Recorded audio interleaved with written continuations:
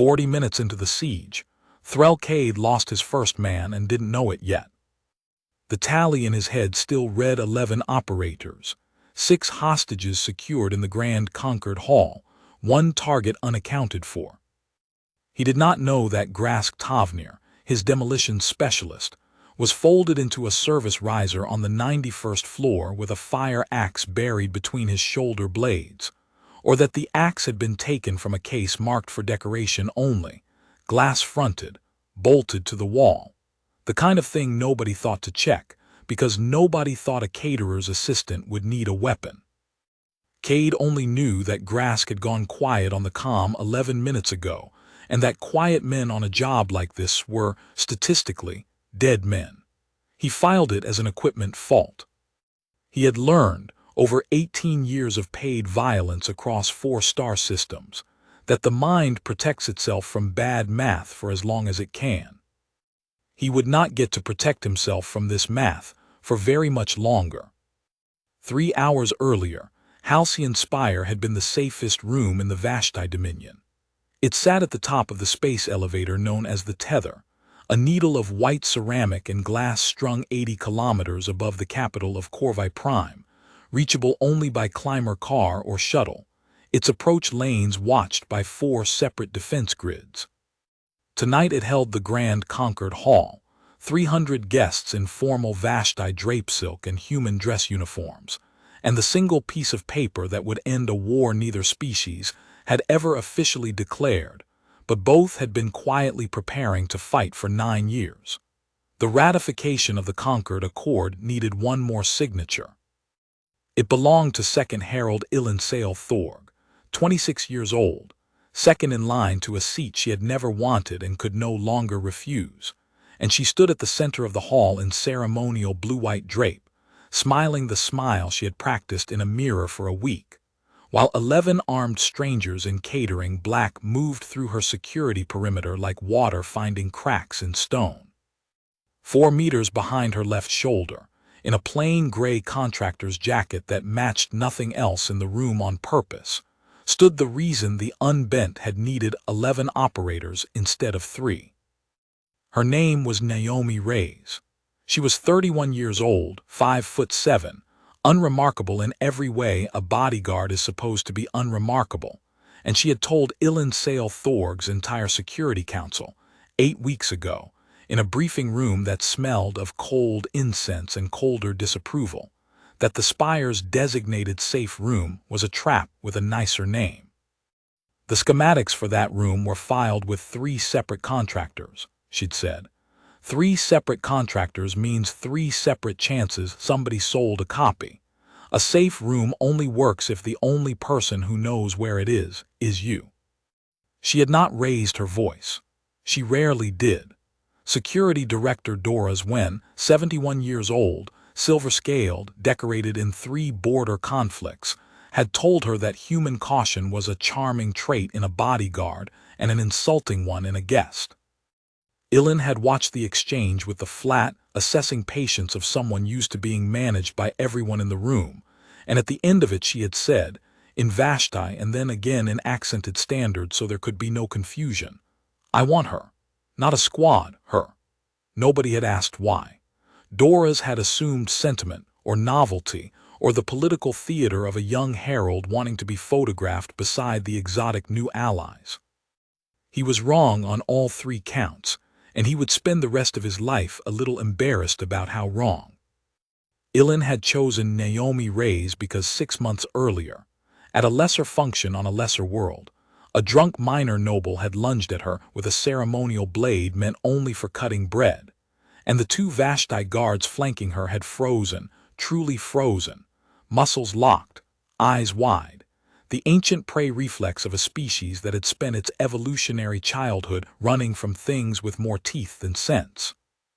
While the human contractor standing off to one side had crossed 4 meters and put the noble on the floor before Illin had finished flinching.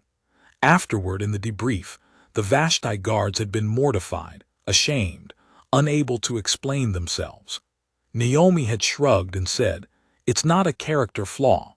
Your bodies just do something different than mine when the adrenaline hits. Mine gets quiet. Yours gets loud. She'd said it the way a mechanic explains a fuel mixture, no judgment in it, and Ilan, who had spent her whole short life being protected by people who loved her and froze anyway, had filed that sentence away like a stone in her pocket, and 8 weeks ago she had taken it out and set it on the table and said, her. Not a squad, her. Now in the grand Concord Hall, with the string quartet still playing and half the room still unaware anything was wrong, Naomi felt the wrongness arrive the way she always did, not as a thought but as a change in the weather of her own body. Her pulse did not spike.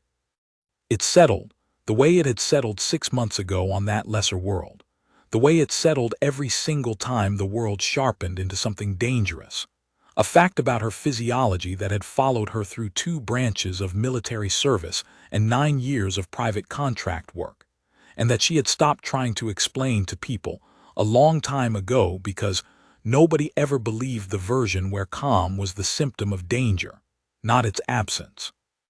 She counted 3 catering staff who did not know how to hold a serving tray. She counted a 4th, by the north doors, whose earpiece was the wrong make for hospitality staff and the right make for tactical relay.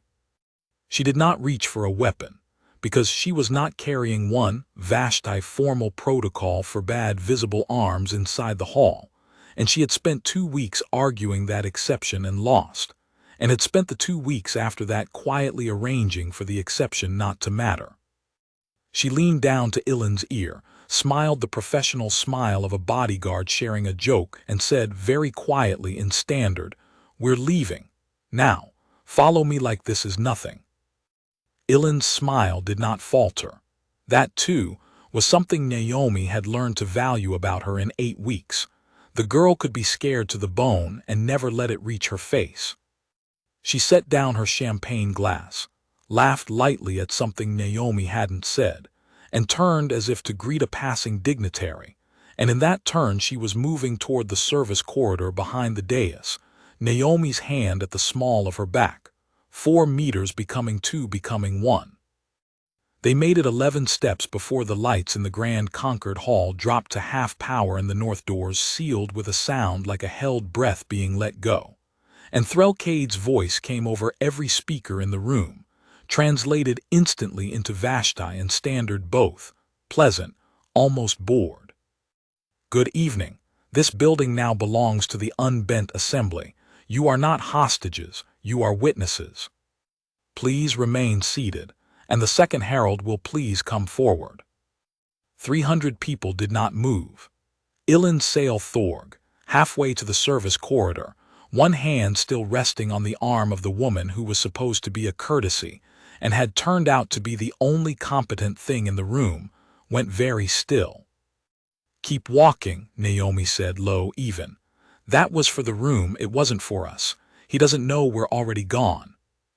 They went. Behind them, at the north doors, 4 of Cade's people fanned out through the crowd with the practiced disinterest of professionals who had done this before, in this exact configuration, on at least 2 other worlds. The unbent had money, and money bought veterans, and the veterans they'd bought had studied crowd control on frightened Vashti civilians who screamed and froze and clustered exactly where a gun wanted them. Cade watched the feed from the security node he'd claimed 20 minutes earlier in a converted maintenance bay 4 floors up, and did the thing he always did in the first 10 minutes of a job. Counted heads against the manifest, confirmed his exits, confirmed his hostages, confirmed his target. His target was not in the frame. He rewound 11 seconds of footage and watched Second Herald Ilan Sale Thorg's ceremonial blue-white drape disappear through a service door that his floor plans, purchased at considerable expense from a contractor with a gambling debt, listed as a supply closet with no secondary egress. "She's got a way out we don't have mapped," he said to the 6 operators still with him in the security node. "Find it. Find her. She can't have gone far. There is nowhere far to go. This is a tower 80 kilometers over a rock with 1 working elevator, and we own the elevator." He said it the way a man says something he needs to be true. Cindergate had run 41 jobs across 9 years without a single failure serious enough to lose them a client, and Threlkade did not believe, at 20:41 station time, that job 42 would be the one to end that streak. He believed a great many things at 20:41 that he would stop believing, one at a time, over the next 4 hours. The first thing he stopped believing was that the safe room mattered. His people breached it at 20:58, expecting a frightened Herald and perhaps a nervous guard or two, and found instead an empty chamber with the environmental controls still running, the door still sealed from the inside as if someone had wanted them to waste exactly this much time on exactly this room, which was, in fact, precisely what had happened. Naomi Reyes had built a second position 8 weeks ago, off the official schematics entirely, in a decommissioned atmospheric scrubber bay on the floor below, accessible through a maintenance duct that no contractor's blueprint mentioned because she had personally paid 2 off-duty engineers, in cash, to forget they had ever cut the access panel. The second thing Cade stopped believing was that this was a 4-hour job with a clean exit.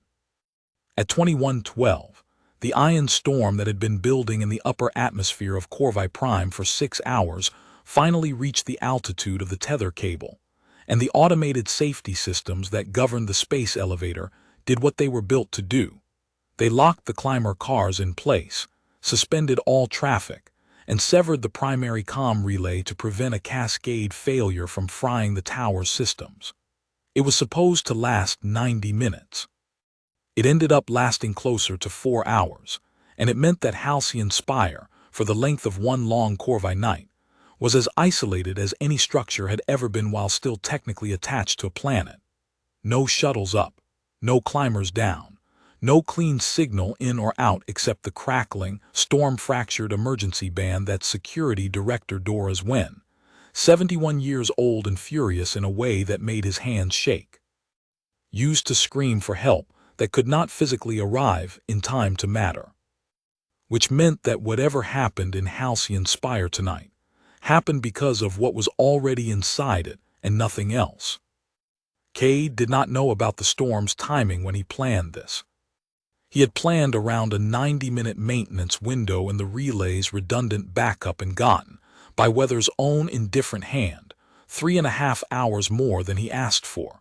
He took it as a gift. He would come to understand it before the night was over, as the single worst piece of luck a man in his profession could receive.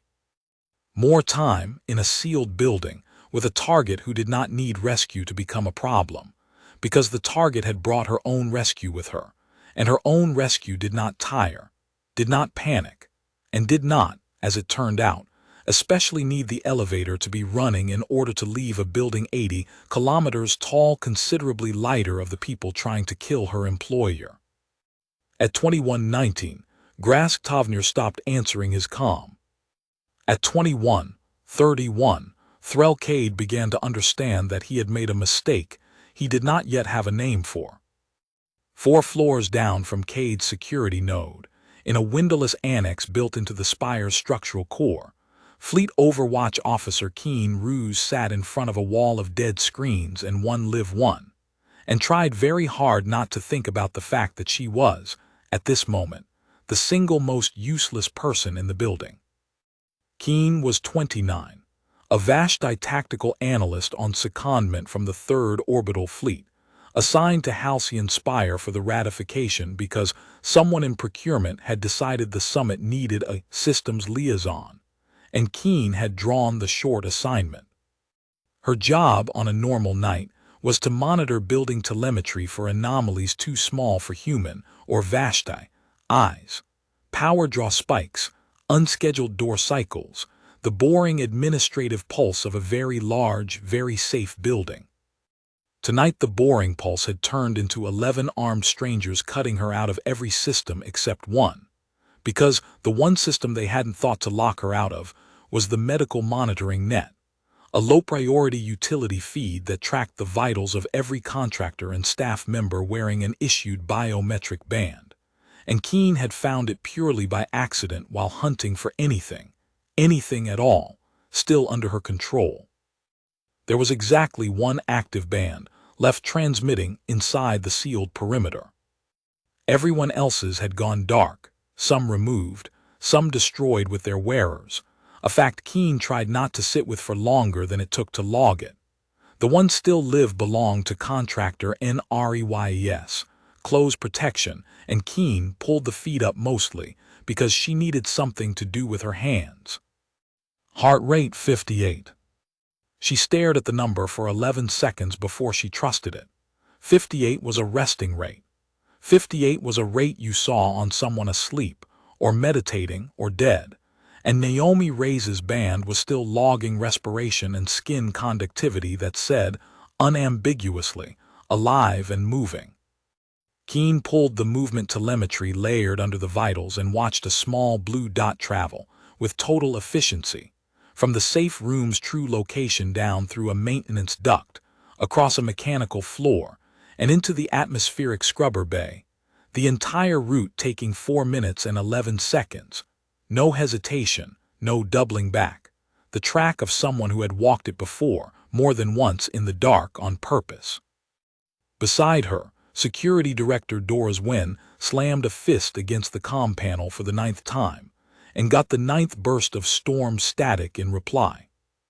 He was old enough to remember 2 border wars fought without a single piece of automation more sophisticated than a projectile rifle, and he had spent 40 years believing that experience like his was the only kind that mattered in a crisis. He looked now at the small blue dot on Keene's screen and said, with the particular contempt of a man frightened and ashamed of being frightened, "The human contractor is hiding. That is not a strategy, Officer Ruse. That is cowardice with better lighting." "She's not hiding," Keene said. She had pulled up the scrubber bay's own maintenance log and found, buried in an access record from 6 weeks prior, a note authorizing structural inspection, off manifest contractor Reyes, that Doris himself had approved without reading past the first line, because a bodyguard requesting access to an obscure mechanical space had seemed, at the time, like exactly the sort of harmless paranoia humans were known for. She's staged. Director, look at the vitals. Her heart rate is 58 and dropping. Then she is asleep. She is standing.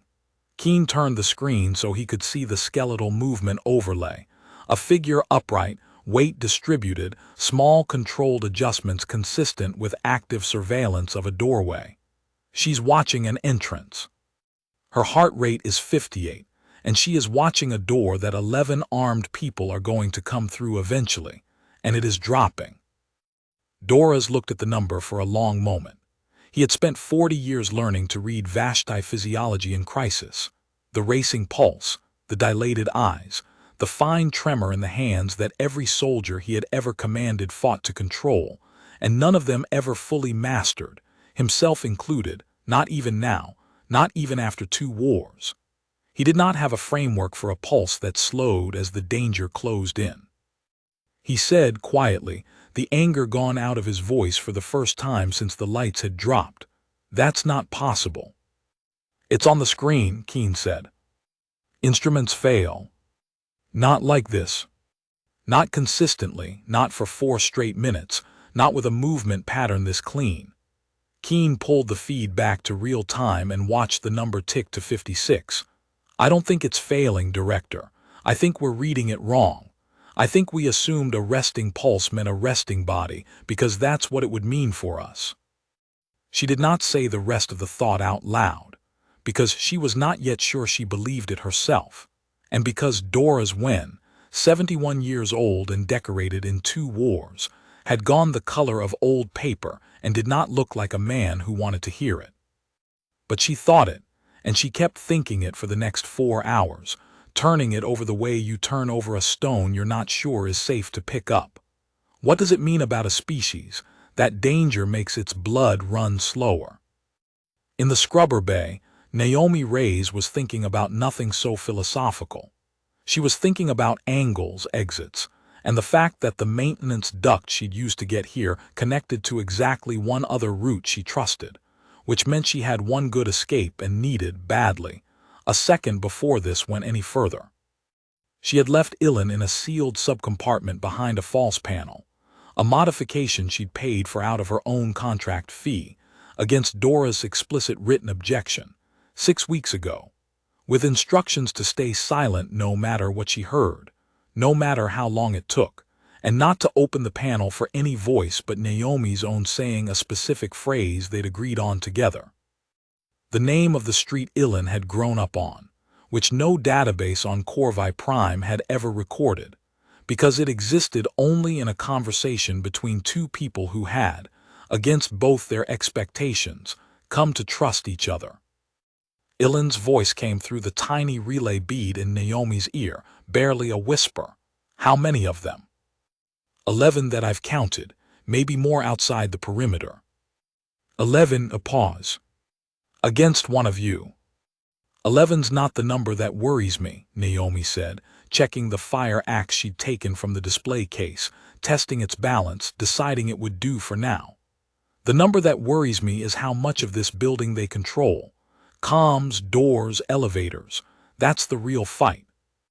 The people are just... She stopped herself, because the honest end of that sentence was a problem, and Ilan was 26 years old and scared, and did not need to hear her bodyguard describe 11 armed professionals as a problem to be solved rather than a threat to survive. The people are manageable, she said instead, which was also true, just a different kind of true. You've done this before. Pieces of it.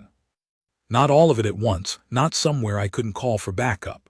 Naomi checked the duct access panel, found it undisturbed, and allowed herself 4 seconds of stillness, not rest, just a recalibration, the kind of pause her old team sergeant used to call resetting the clock, before she spoke again.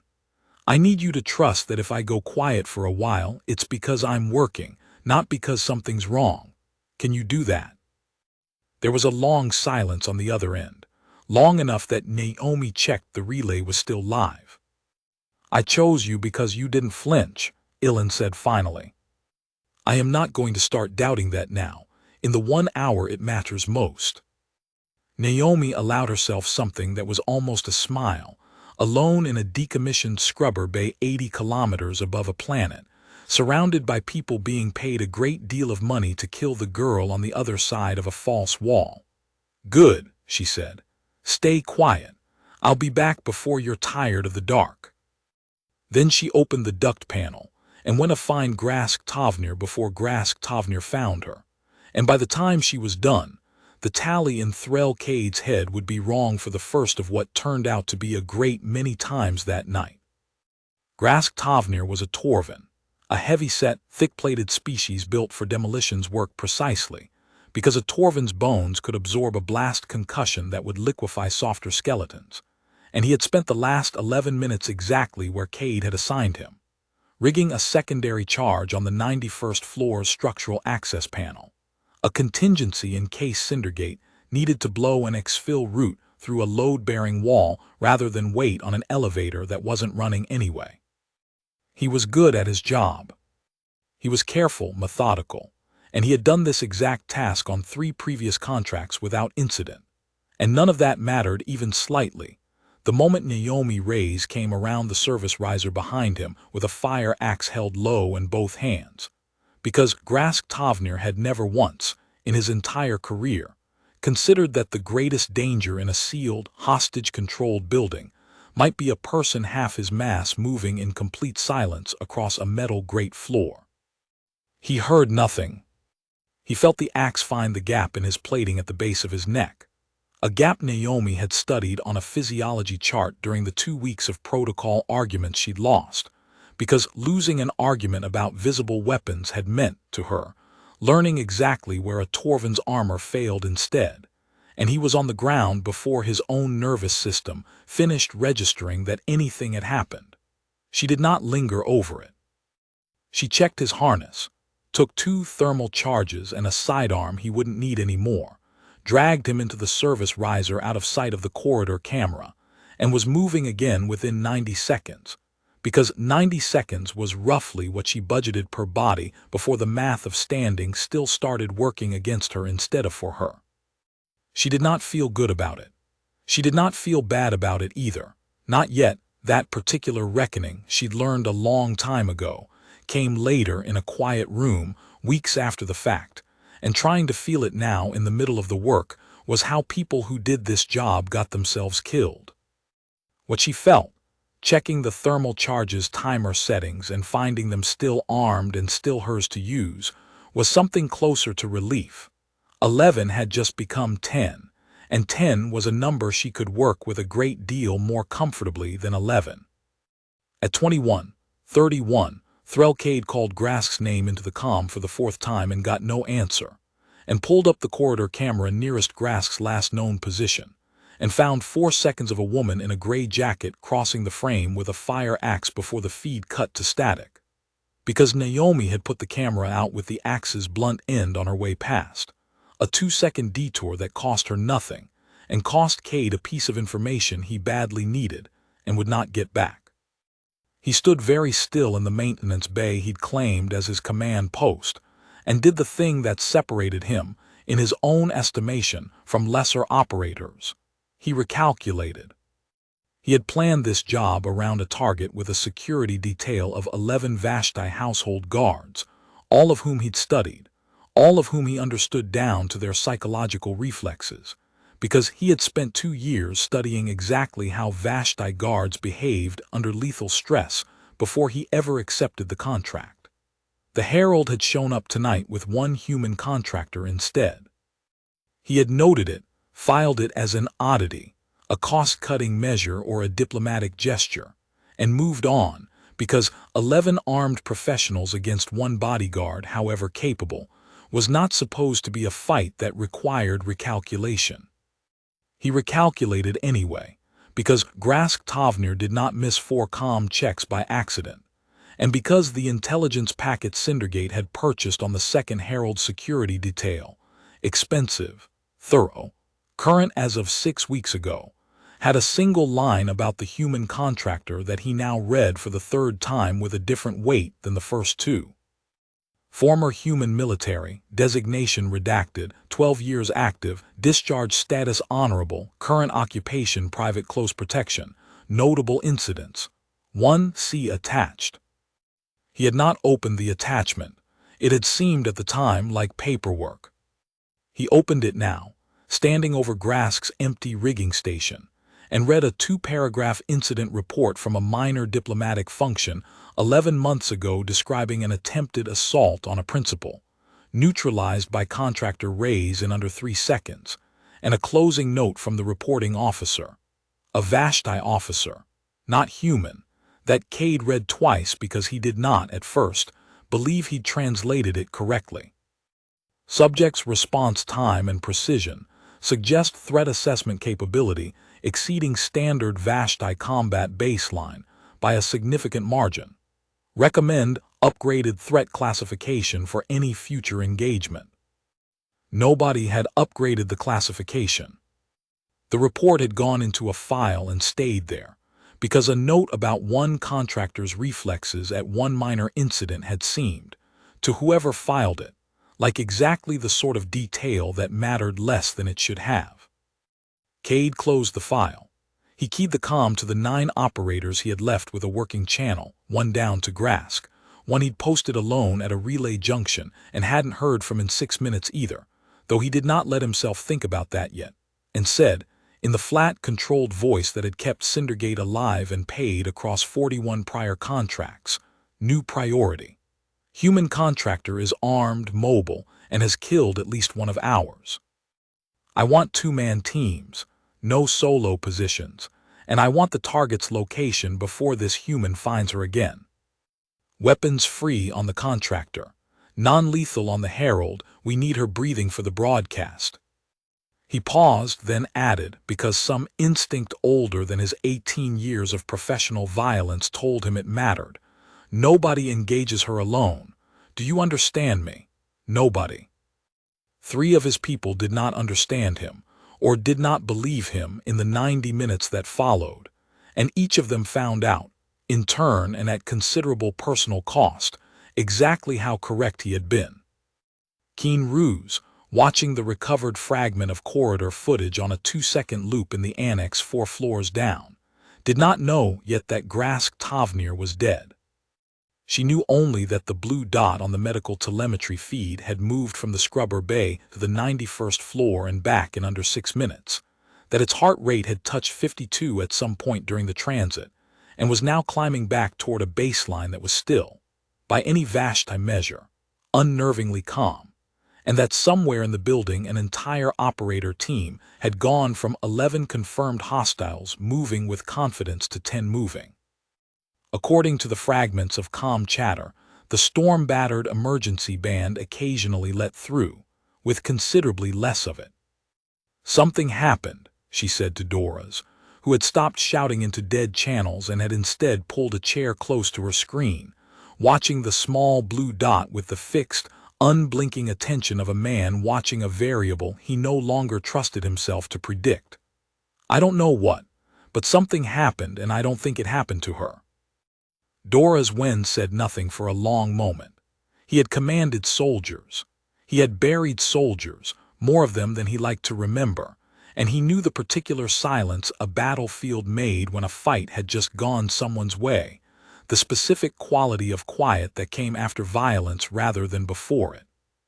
He recognized it now, second-hand, filtered through a heart rate monitor and a service corridor camera, and it unsettled him more than the 11 armed strangers currently holding 300 of his people at gunpoint 1 floor up, because those 11 strangers were, at least, a threat he understood the shape of. "Pull up her personnel file," he said quietly. "The full one, not the summary." Keen pulled it. It took 4 minutes to load against the storm-degraded connection, and when it finally resolved, Doras read it in silence, twice through, and set his jaw in a way Keen had not seen from him since the summit began. 12 years of active combat service," he said. 4 campaigns.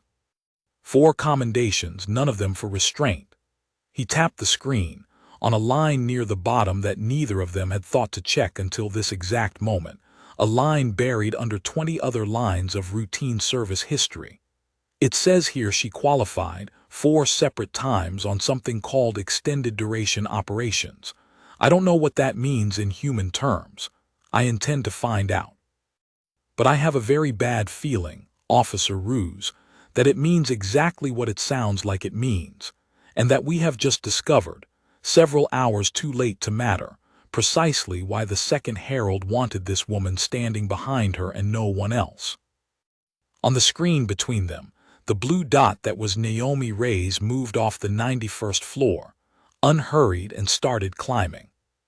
In the Grand Concord Hall, the 300 guests had been arranged into neat rows along the east wall, hands visible, faces down, while 2 of Cade's remaining operators walked the perimeter with rifles held loose and easy, the posture of men who had done crowd control before and found it, as a rule, the least interesting part of any job. A Vashti trade minister near the front row had tried, 20 minutes ago, to reason with them in the calm, layered diplomatic Vashti that had settled 3 border disputes without a shot fired, and had been struck across the face with a rifle stock for his trouble, hard enough to crack the ceremonial jawplate Vashti noble's war to formal functions. He had not spoken again. Neither had anyone else. Cade came down from his command post at 2144 to walk the hall himself, partly to project the calm authority his people needed to see and partly because he wanted badly to look at the crowd and find some clue in it, a face too controlled, a posture too still, that would tell him whether the second Herald had left a second protector behind, someone he'd missed, some backup contingency the intelligence packet hadn't mentioned. He found nothing. 300 frightened people looked exactly like 300 frightened people, and he was forced to conclude, standing there with his weapons slung and his patience thinning, that everything wrong tonight was being caused by one single woman, alone, somewhere in 80 stories of tower he no longer fully controlled. He found that harder to accept than he wanted to admit. Cindergate did not lose operators to solo targets. Cindergate had, 4 years ago, put down an armed uprising of 200 miners with a team of 6, and the story of that job, embellished with each retelling, the way all such stories were, was part of why clients kept paying premium rates for Cade's services. He had built a reputation on being the professional who did not get surprised, and he stood now in a hall full of frightened dignitaries, surprised, and did not enjoy the sensation at all. He crouched in front of Ilan's chief attendant, an older Vashti woman named Sale Adore who had served the Herald's household for 30 years and whose hands, cuffed in front of her, were shaking in a way she could not control no matter how she pressed them together. Where would she go? Cade said, not unkindly because unkindness was inefficient and Cade did not waste effort. Not the Herald, the bodyguard. Where would she take contingency positions? You've worked with her 8 weeks. You'll have noticed something. Sale Adore looked up at him with the particular defiance of an old woman who had already decided her life was likely forfeit and had, in deciding that, found a kind of freedom in it. I noticed, she said, that she checked every door in this tower twice. I noticed she memorized the maintenance schedules of systems no bodyguard has ever cared about before. I noticed she asked me once which floors had the fewest cameras, and when I asked why, she said, because that's where I'd hide if I were someone who needed to disappear. I did not think at the time that she meant herself. Her mouth twisted, something that was not quite a smile. I think you are going to find out what she meant. Cade stood, unmoved outwardly, though something in his chest had gone cold and stayed there. He keyed his comm. Status on the North Stairwell team. Static, then a voice, tighter than it had been an hour ago. In position. No contact. Marksman. A different voice, this one belonging to Tarn Call, a Kelu, a lean, fast, sharp-eyed species built for high terrain and long sightlines, and the best sniper Cindergate had ever put on payroll. 94th floor mechanical gallery, overlooking the main service stairwell. If she comes up through there, I'll see her 3 floors out. Nothing to see yet. Keep watching, Cade said. She's coming up. I want to know the moment you have eyes. He did not know, when he said it, that Tarn Call had chosen the 94th floor mechanical gallery from a floor plan that was, like all of Cindergate's floor plans for this job, 6 weeks out of date, and that in the 6 weeks since that floor plan had been drawn, Naomi Reyes had spent 4 separate maintenance authorizations quietly rerouting the gallery's own environmental duct system to run directly behind the exact firing position any competent sniper would choose. Because a good elevated sightline over a stairwell was, by definition, a position with a limited number of places to stand, and Naomi had made it her business. In 8 patient weeks of unglamorous preparation nobody had thought worth noticing. To know every one of those places better than the people who would eventually try to use them. She was in the duct 19 minutes later, close enough to hear Tarn Call breathing. He was good. She would think that about him later, in the quiet room weeks from now where all of tonight's reckonings would eventually come due. Genuinely good, patient, disciplined, the kind of shooter who did not fidget, did not check his weapon twice, did not let boredom degrade his readiness the way lesser operators let it degrade theirs. She watched him through a gap in the duct grate for 90 seconds, confirming there was no second shooter covering his position, that his rifle was a fixed-mount design that would take 4 full seconds to reposition once fired, that the gallery had exactly 1 exit he could reasonably run for, and that she was already between him and it. Then she did the thing that would end up, 3 weeks later, in a revised Cindergate operations manual under a new heading nobody in the company's 9-year history had ever needed to write before. Never assume a stairwell overlook is a one-way sightline. She came through the duct grate low and fast, and Tarn Call, Kelu reflexes among the quickest of any species Cindergate had ever fielded, faster on paper than anything human physiology could produce, got exactly far enough into his turn to see her before the axe took the rifle out of his hands rather than out of him, because Naomi had decided, watching him for 90 patient seconds, that a man this disciplined might be worth more alive and talking than dead and silent. And he hit the gallery floor with a broken wrist and her knee in the center of his chest, before he'd finished processing that he'd been beaten by someone whose reaction time should not, by every metric his species used to measure such things, have been fast enough to close that gap. "How many left up here?" Naomi said. Not loud, not cruel, the voice of someone asking for directions.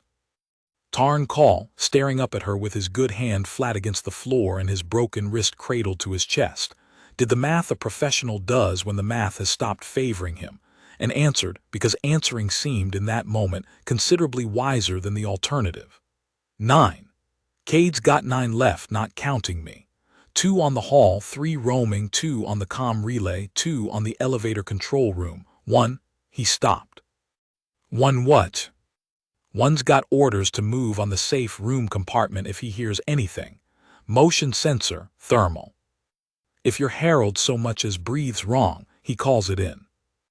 Naomi felt something in her chest tighten. The first genuine spike her own biometric band had logged all night. A fact that would show up on Keen Ruse's screen 4 floors down as a jump from 61 to 74 that lasted all of 11 seconds before settling back toward baseline. Because Naomi had already decided, in the space of that single breath, exactly what she was going to do about it. And deciding was the thing that let the calm back in. "Where?" she said. Tarn Call told her. It was not strictly in his contract to protect information under duress with a broken wrist, and Cindergate's operating philosophy had never much accounted for what happened when a target turned interrogator. And so he told her the truth, all of it, in a voice gone thin with the specific fear of a man who has just understood, all at once and completely, that he has spent his career studying the wrong species. Naomi zip-tied his good wrist to a support strut, took his sidearm and left the broken rifle, and was gone from the gallery within 90 seconds, her personal budget, unchanged, unbothered, the same 90 seconds she'd allotted herself in the service riser an hour before, because whatever else had changed tonight, that particular arithmetic had not. 4 floors down, Keen Ruse watched the number on her screen climb to 74 and settle, and said, quietly, mostly to herself, "There it is again." "What?" said Dora's. "The spike and then the settle. It's not that she doesn't feel it, Director. Watch there." She felt something right there, hard enough to move her pulse 16 points in 3 seconds. That's not a woman without nerves. That's a woman whose nerves work exactly like ours do. Keen leaned closer to the screen, and for the first time in an hour her voice had something in it besides fear, a low, dawning, professional fascination, the sound of an analyst watching a pattern resolve. "The difference is what happens after. Ours stays up, hers comes back down. Every single time, faster than the last." Dora's looked at the graph line, jagged and climbing and always returning, and said nothing at all, because he was beginning to understand.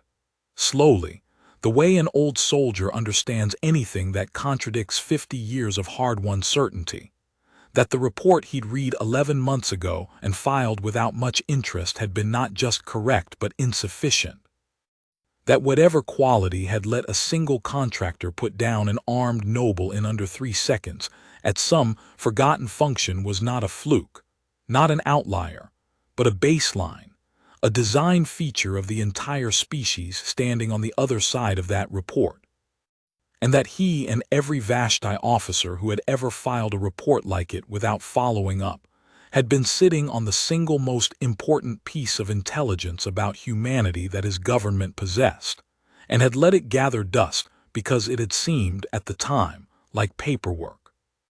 The operator with orders to move on the safe room compartment was a Vashti named Res Kilrain, young for Cindergate work, 3 years into a career he'd chosen, because the pay was better than anything the Dominion's regular military offered, and he had never, until tonight, been asked to point a weapon at anyone who wasn't already pointing one back.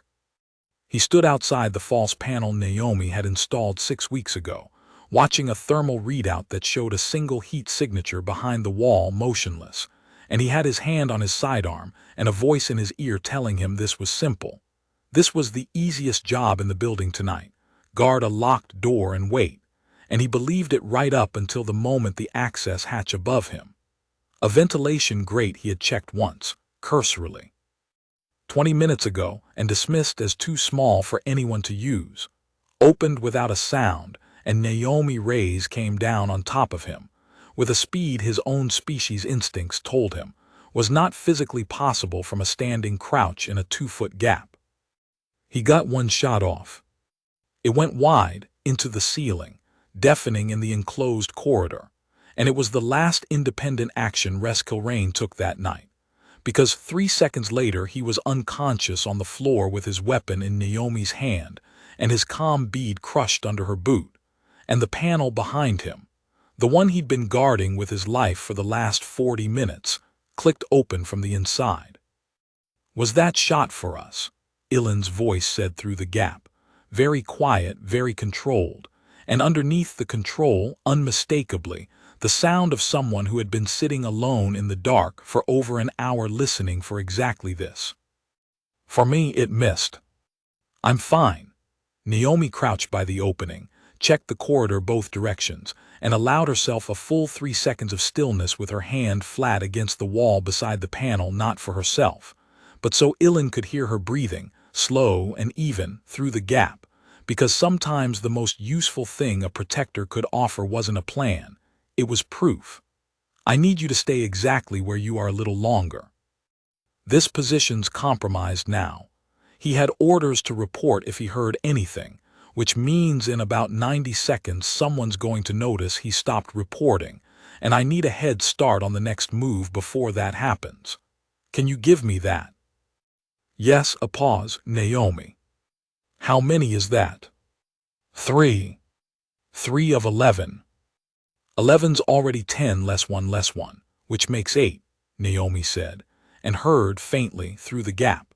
Something that in a less controlled person might have been a laugh, brief and startled and immediately suppressed. The sound of a woman doing arithmetic on how many people were left who wanted her dead and finding, against every instinct she owned, a flicker of something other than terror in the number. "You're keeping score." "I always keep score," Naomi said. "It's how I know when it's over." She checked the corridor once more, resealed the panel, dragged Res Kilrain's unconscious body into the same maintenance alcove where Grask Tovnir waited, and moved on, because the clock in her head, the one that had nothing to do with pulse rate and everything to do with tactical arithmetic, had just started a new countdown, and she intended to be somewhere else entirely before it ran out. It ran out at 22:03, when Cade, having gotten no reply from Res Kilrain for the 4th consecutive check, made a decision he would later identify, in the single debrief Cindergate ever conducted on this job, held 11 months later, in a very different room, under very different circumstances, with Cade himself unable to attend, as the moment the contract truly slipped away from him for good. He pulled 2 operators off crowd control in the Grand Concord Hall and sent them to walk the hostages, weapon first, along the row, stopping at intervals, making a show of it, while he got on the general channel, the one that broadcast, deliberately, into the storm-static emergency band that Dora's Wen had been screaming into for 2 hours, because Cade had finally understood that if he could not find the bodyguard through the building systems, he would have to make the bodyguard find him instead. "This is Threll Cade, representing the Unbent Assembly," he said, and his voice went out through every working speaker in Halcyon Spire, calm, level, patient. "I know you can hear this. I know you've cost me 3 men tonight, and I want you to understand that I respect that. I do not respect it enough to let it continue.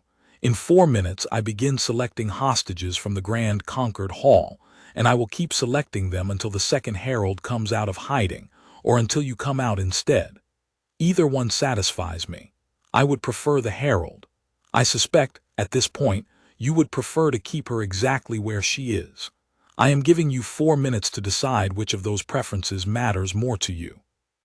The channel went quiet. In the annex 4 floors down, Keen Ruse felt her own pulse, Vashti, uncontrolled, spiking hard and staying there, hammer against her throat, and looked at Dora's Wen, who had gone rigid in his chair, and then looked at the small blue dot on her screen, which had not moved in the 11 seconds since Cade's broadcast ended. It moved on the 12th second, toward the Grand Concord Hall.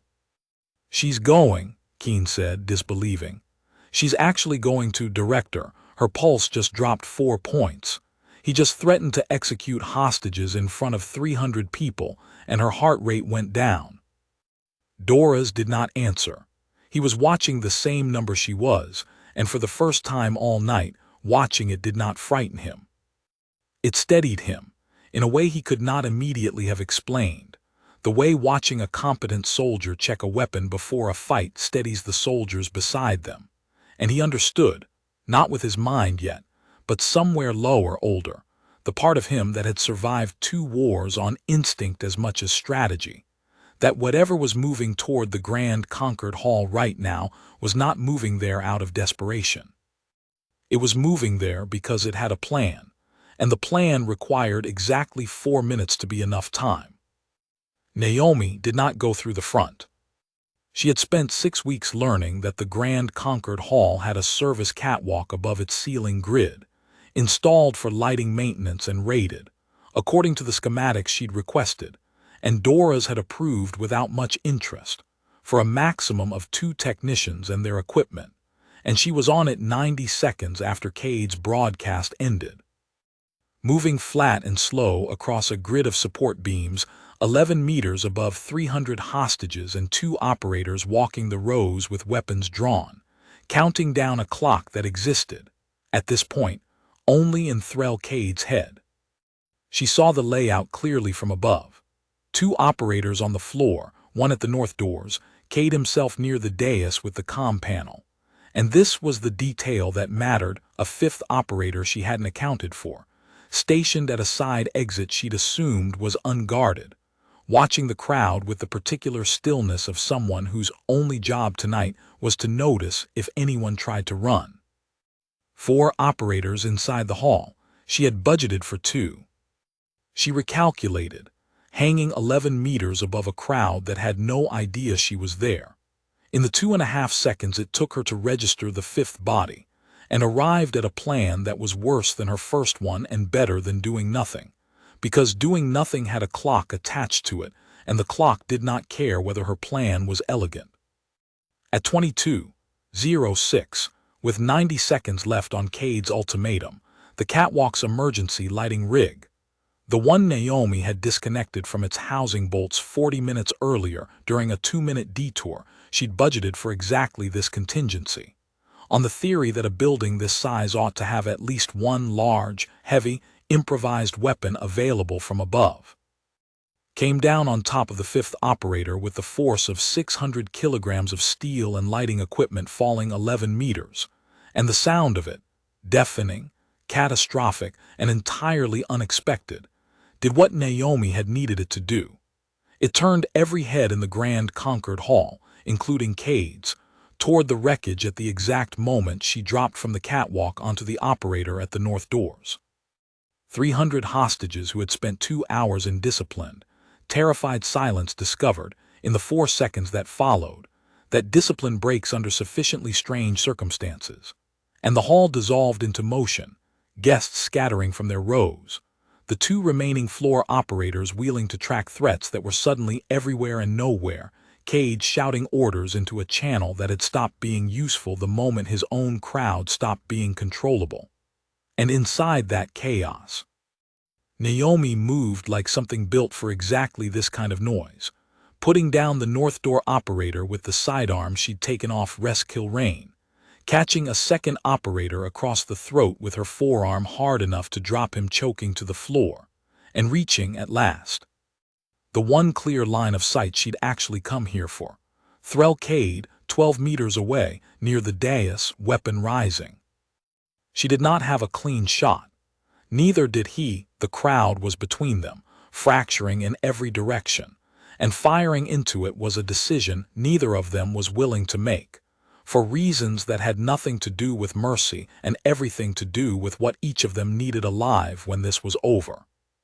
For 3 full seconds, across a hall full of screaming, scrambling hostages, Threll Cade and Naomi Reyes looked directly at each other for the first time all night, and Cade, 18 years of professional violence, 41 prior contracts, a reputation built on never being surprised, felt something he had not felt since his own first contract, a very long time ago, before he'd learned to armor himself against it. He felt afraid of a person he had not yet laid a hand on.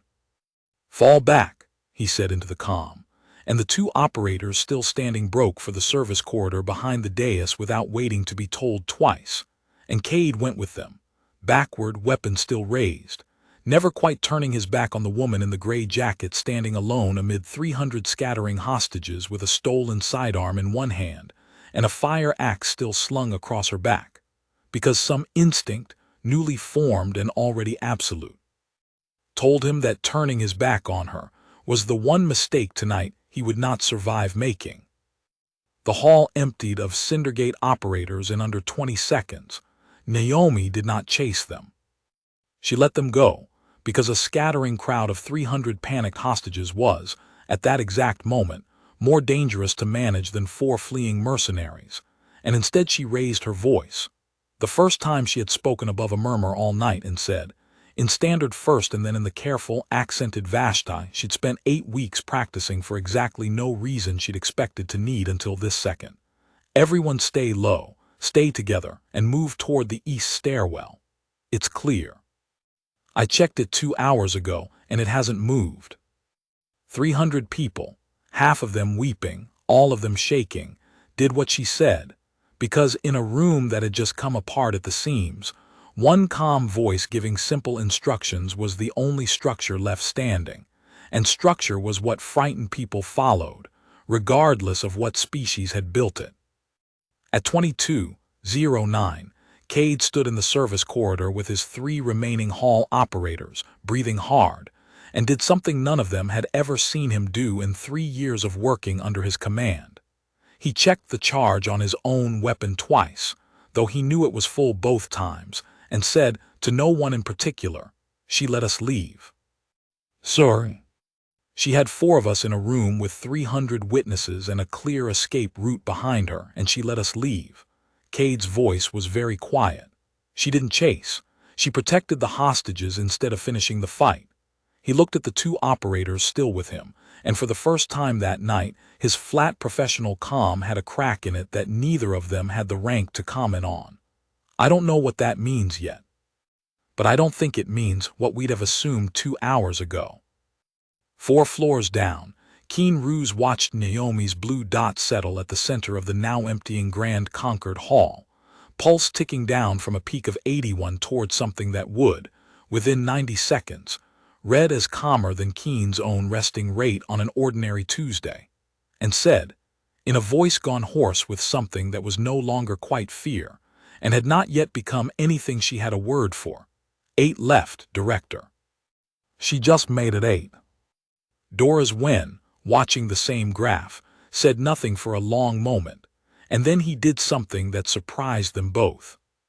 He reached over and, very deliberately, set the emergency channel to broadcast throughout the sealed sections of the tower still under Cindergate's jamming, a workaround Keen hadn't thought to try, an old soldier's trick from wars fought before jamming technology existed, routing the signal through a physical backup line most modern operators had forgotten still existed in buildings this old, and said, into a microphone that would carry his voice to every remaining Vashti household guard, security officer, an off-duty staff member still trapped somewhere in Halcyon Spire. "This is Security Director Doris Wen. The second Herald is alive and secured. Her protector is actively engaging hostile forces and has reduced their numbers by at least 3, likely 4. I am asking every capable person still free in this building to make yourselves useful, not to her.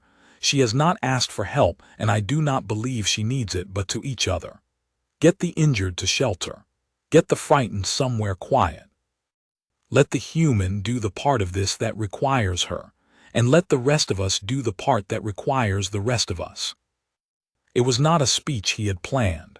It was not, by the standards of the diplomatic career he'd spent 50 years building, a particularly polished one. But it was, Keen thought, listening to it land through the static, The first time all night that Dora's win had sounded like a man who had stopped being frightened of the thing he did not understand, and had started, instead, being grateful for it. Sil Alm had been sitting in the Spire's secondary server core for 2 hours, quietly enjoying what she considered the best-paid, lowest-risk assignment on the entire job.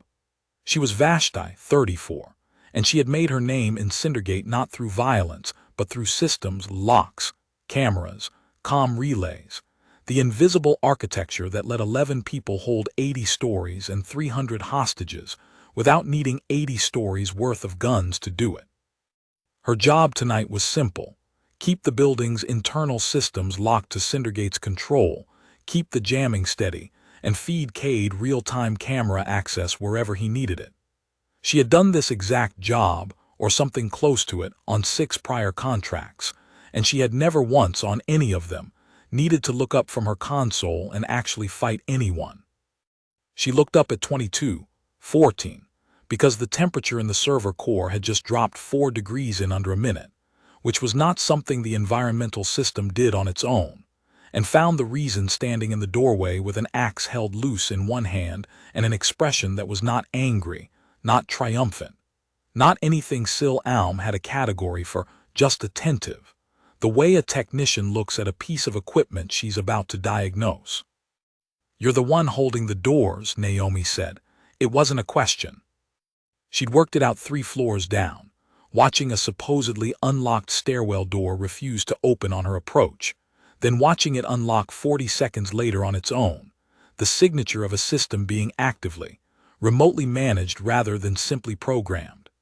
And a system being actively managed meant a person somewhere, with hands on a console, and a person with hands on a console was not a person built for what came next in a way that guns and axes were.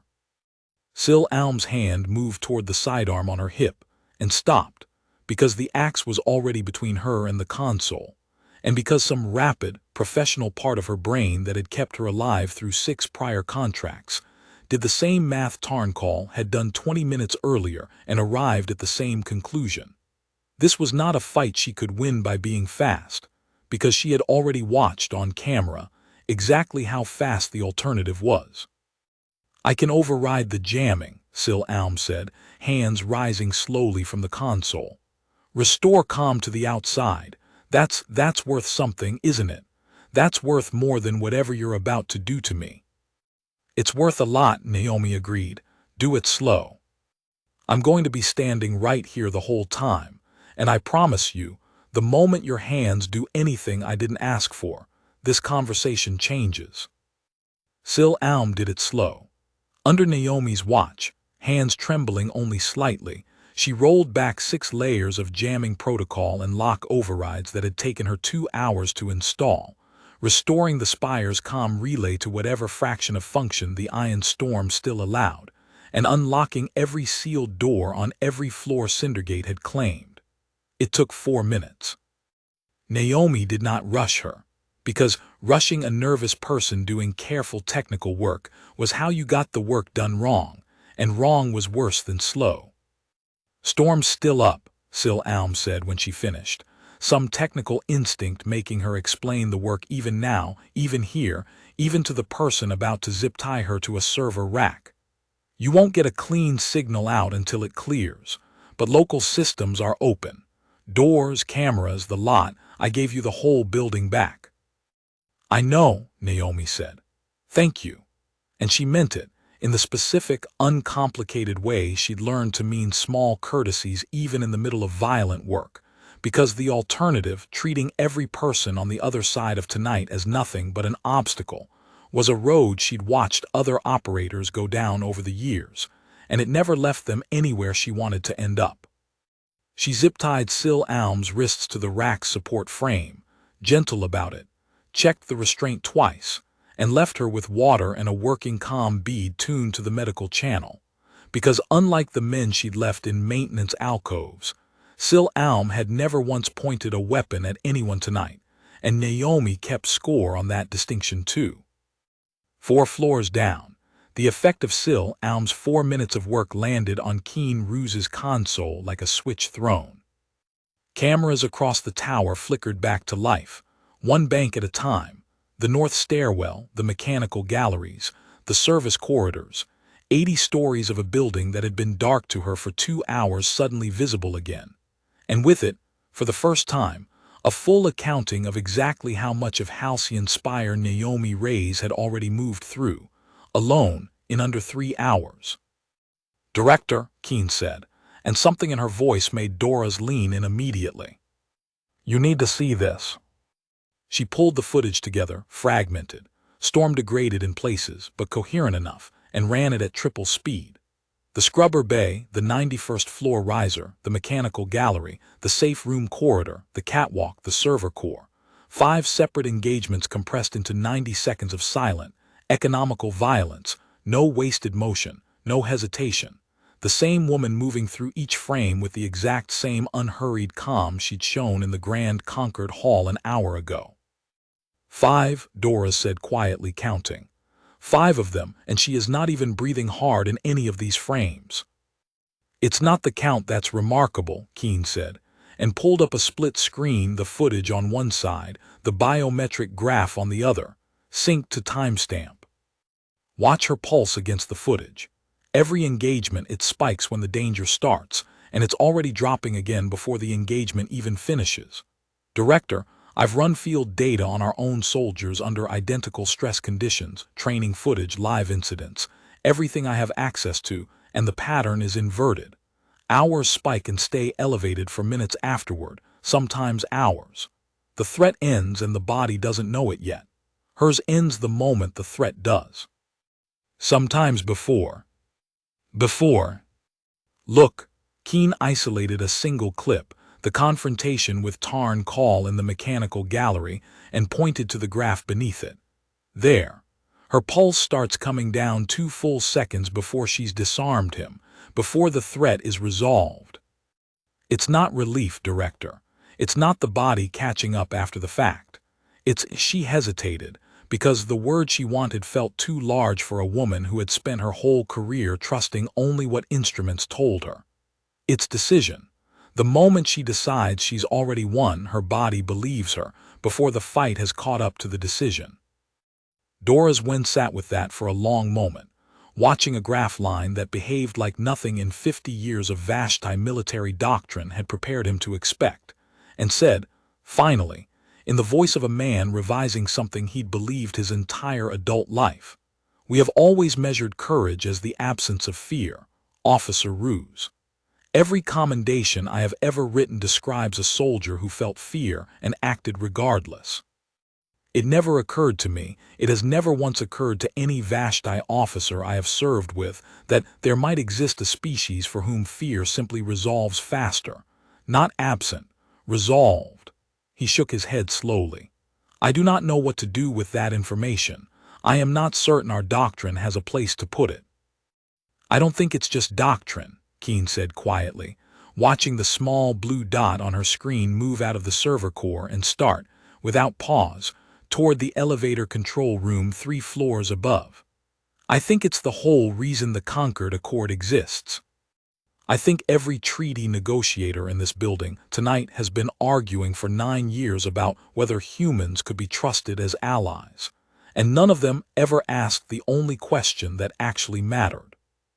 Which is, what happens," Keene said, "when the thing they were always going to be feared for turns out to be pointed at your enemies instead of at you?"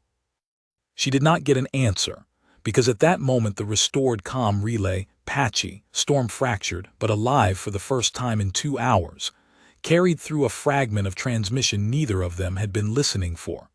An outbound signal, low power, encrypted, originating from somewhere in the tower's upper structure, addressed to a relay node registered, according to the tower's restored traffic logs, to a private estate on the far side of Corvi Prime, belonging to a sitting member of the Vashti Assembly, named Yeth Domain.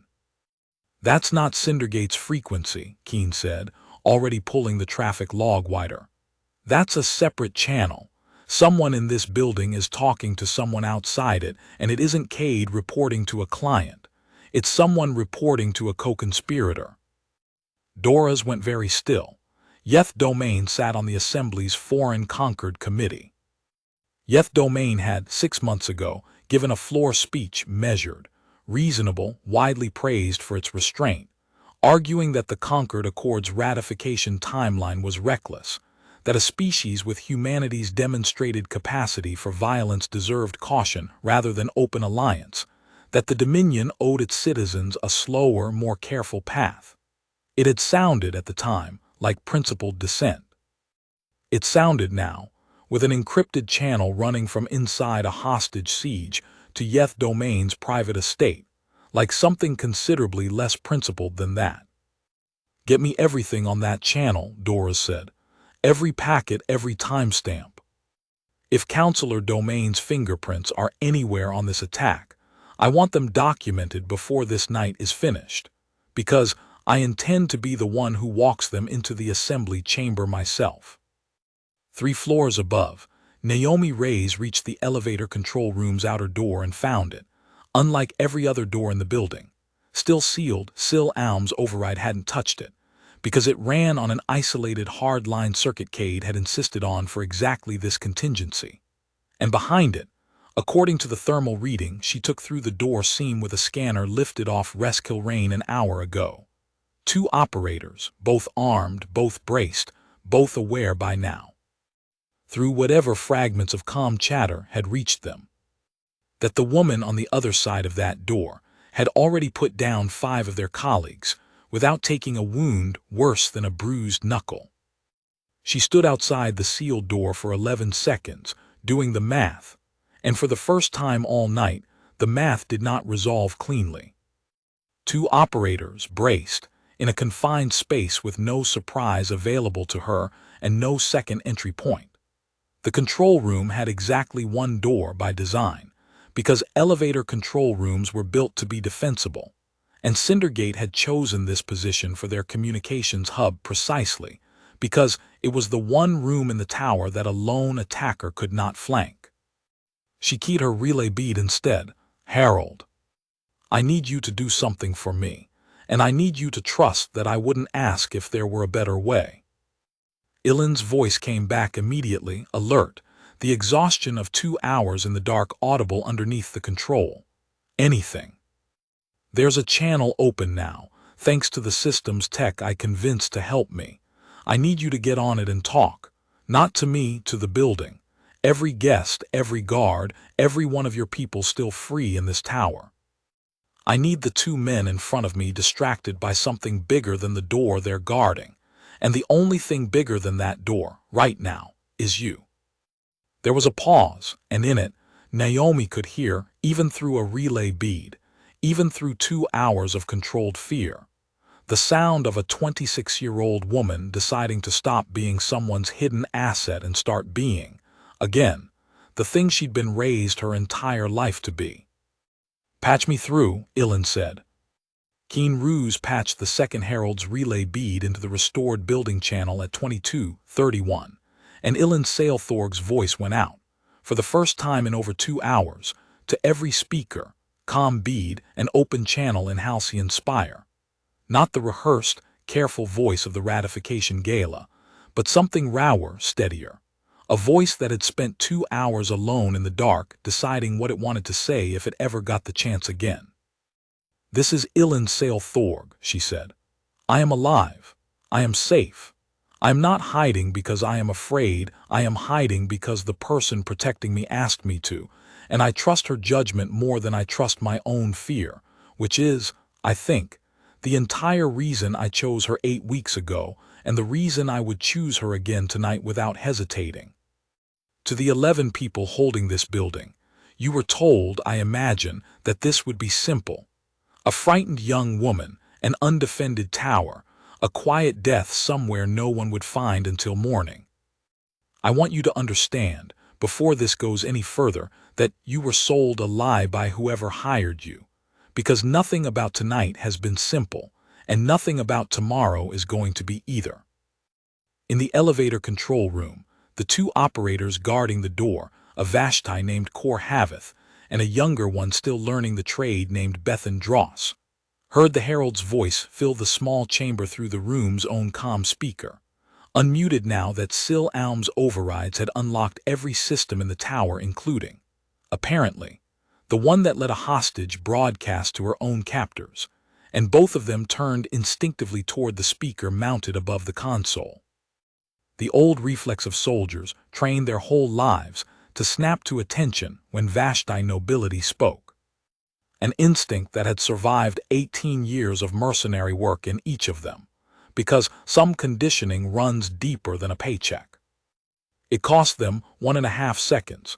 Naomi had been counting on considerably less than that. She came through the door not breached, not forced, simply opened, because Sil Alm's override had reached this room's inner lock even if it hadn't reached the hard-line seal, a detail Naomi had gambled on and gotten right low and fast, and closed the gap to Core Haveth before he'd fully turned back from the speaker. He got a hand on his weapon. He did not get it raised. She used the axe's haft, not the blade, a controlled strike across the forearm that put the weapon on the floor and Core Haveth on his knees with a sound between a grunt and a scream, and pivoted into Bethan Dross before the younger operator had processed that the fight had already started. Bethan Dross was fast. Cindergate did not hire slow people, and he got a blade of his own into play, a short combat knife meant for exactly this kind of close-quarters work, and the strike he put into Naomi's side, below the ribs along her left flank, was not the strike of someone panicking. It was clean, trained, and it connected, and for the first time all night, Naomi Reyes felt something other than the cold, focused quiet that had carried her through 5 previous engagements. She felt pain, sharp and immediate, and she felt her own blood, warm against the gray jacket, and some old animal part of her brain screamed at her to stop, to check the wound, to give the injury the attention injuries demand. And she did not listen to it, because the part of her that had qualified 4 separate times across 12 years of service, on operations that asked a body to keep functioning long after it had every reason to stop, had learned a long time ago that the scream and the decision were 2 different signals, and that only one of them got to drive. She put Bethan Dross down with a strike to the throat that ended the knife's second attempt before it started, disarmed him fully, and had both operators zip-tied to the console's support struts within 20 seconds of the injury, 20 seconds during which her decision-making, if anything, sharpened rather than degraded, because pain, to a nervous system built like hers, registered as information rather than catastrophe. A data point about where the threat had reached her, filed and prioritized alongside every other piece of information the fight was producing, rather than a klaxon drowning out everything else. Only once both men were secured did she let herself look at the wound. It was bad. Not fatal. She'd taken worse twice, in 2 different uniforms on 2 different worlds, and some clinical, unhurried part of her mind was already running the assessment. Depth, angle, blood loss rate, time before it started genuinely affecting her performance rather than merely hurting. She packed it as well as she could with a strip torn from her own jacket lining, tight enough to slow the bleeding, not tight enough to matter for what came next, and keyed her relay bead. "Herald, I'm still here, still working. Don't stop talking, it's helping more than you know." "Naomi." Ilan's voice, sharper now, catching something in the tone even through a compressed audio channel that Naomi had tried to keep flat and failed to keep perfectly flat. "You're hurt." "I'm functional." "That's not what I asked." "It's the answer that matters right now," Naomi said, and meant it gently, because Ilan deserved gentleness even in the middle of this, even now. "I've got 2 more secured, that's 7 down. I need you to keep talking to the building. You're doing more good right now than you know. You're keeping every remaining operator's attention split between me and you, and split attention is worth more to me than a clean room. Can you keep going a little longer?" There was a pause, and then Ilan's voice, going back out over the building channel, steadier than before, carrying something new in it now, not just defiance, but the specific, deliberate steadiness of someone who has just learned the person protecting her has been bleeding for however many minutes and has decided, consciously, not to let that knowledge crack her voice, because cracking her voice would cost the one advantage she still had to give. 4 floors down, Keen Ruse watched the biometric graph do something it had not done all night. Spike and hold elevated at a level that did not settle back within the usual 11 or 12 seconds. "Director," her voice had gone tight, "she's hurt. Look at this, respiration's up, and the pulse isn't coming back down the way it has been. It's holding at 91. Dora's leaned in, and for a long moment neither of them spoke, watching a number that represented, as far as either of them could interpret it, the single piece of evidence all night that the woman on the other end of that feed was not, in fact, something outside the ordinary rules of injury and consequence.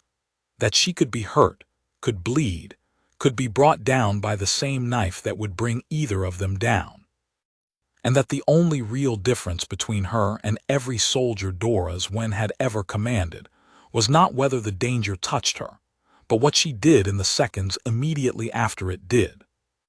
91 is still lower than my resting rate on a calm morning, Dora said quietly, and there was something in his voice that Keen had not heard from him all night, not fear anymore, and not the old wounded pride of a man whose expertise had been quietly outdated in front of him.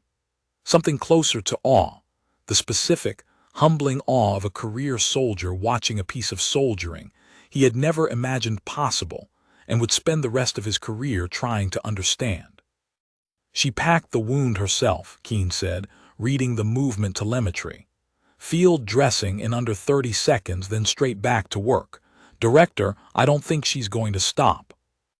"No," Dora's agreed. "I don't believe she is. I think we should stop assuming. She needs us to ask her to."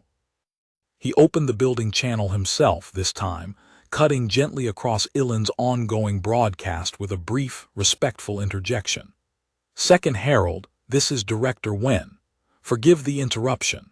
I want the contractor to know, if she can hear this, that we have identified the outside channel Cindergate's leadership has been using, and that we believe we know who financed this attack. We are documenting everything. When this is finished, there will be a reckoning that reaches considerably further than the 11 people in this building tonight." He paused, and added, in a voice that cracked slightly at the edges, an old soldier saying something he had never expected to need to say to a human contractor half his age and a third his rank. "And I want it noted formally, in whatever record survives this night, that I was wrong about you 8 weeks ago, Contractor Reyes, and I am glad, more glad than I can easily express, that the Herald was not." There was a 2-second pause on the comm, and then Naomi's voice, flat, controlled, entirely without drama, came back across the channel to every ear in the tower still listening. "Appreciate it, Director. Ask me again in an hour. We're not done yet." She was not done yet. 7 of Cade's original 11 were down: Grask Tavnir, Reskilrain, Tarn Call, the 2 operators from the Grand Conquered Hall, and now Kor Havith and Bethan Dross, which left 4. Cade himself, and 3 operators Naomi had not yet directly engaged, at least one of whom, according to Tarn Call's earlier, thoroughly extracted intelligence, was stationed somewhere near the building's structural core, with the remaining thermal charges Grask Tavnir had not finished rigging before his own night ended early. Cade, in the service corridor 2 floors below the elevator control room, had gathered his 3 remaining operators around him, and was doing something he had not done in 18 years of professional violence, recalculating not the tactics of the job, but the entire premise it had been built on. "She's wounded," said one of the operators, a broad-shouldered Vashti named Tem Score, who had watched, on a partially restored camera feed, the tail end of the elevator control room engagement. "Knife wound left side. She's bleeding. That's an opening." "It is not an opening," Cade said. "It is information. Do you understand the difference? An opening is a weakness you can exploit. Information is a data point you use to update your model, and my model has been wrong at every single stage of this contract, which means I am done trusting my instincts about what a wound does to that woman's capability. For all we know, it makes her faster. He said it flatly, without exaggeration, because he had, in the last 2 hours, stopped being capable of dismissing any possibility about Naomi Reyes as too extreme to consider seriously. He looked at the 3 faces in front of him: Tem Score, a demolition specialist named Voss Iron who had inherited Grask Tavner's remaining charges, and a quiet, competent operator named Dale Corin who had said almost nothing all night and whose stillness Cade had, until this moment, valued highly, and made the decision that would define the final hour of the job, and though he did not know it yet, the final hour of his career. "We stop hunting her," he said. "We consolidate. Structural core, all 4 of us together, charges primed. If we cannot win this as a hunt, we win it as a siege. We hold a position she has to come to us to break, on ground we choose, with every advantage concentrated in one place instead of scattered across 80 floors where she can pick us apart one at a time. She has been winning because we kept giving her isolated targets. We stopped giving her isolated targets." It was, by any reasonable measure of tactical doctrine, the correct decision.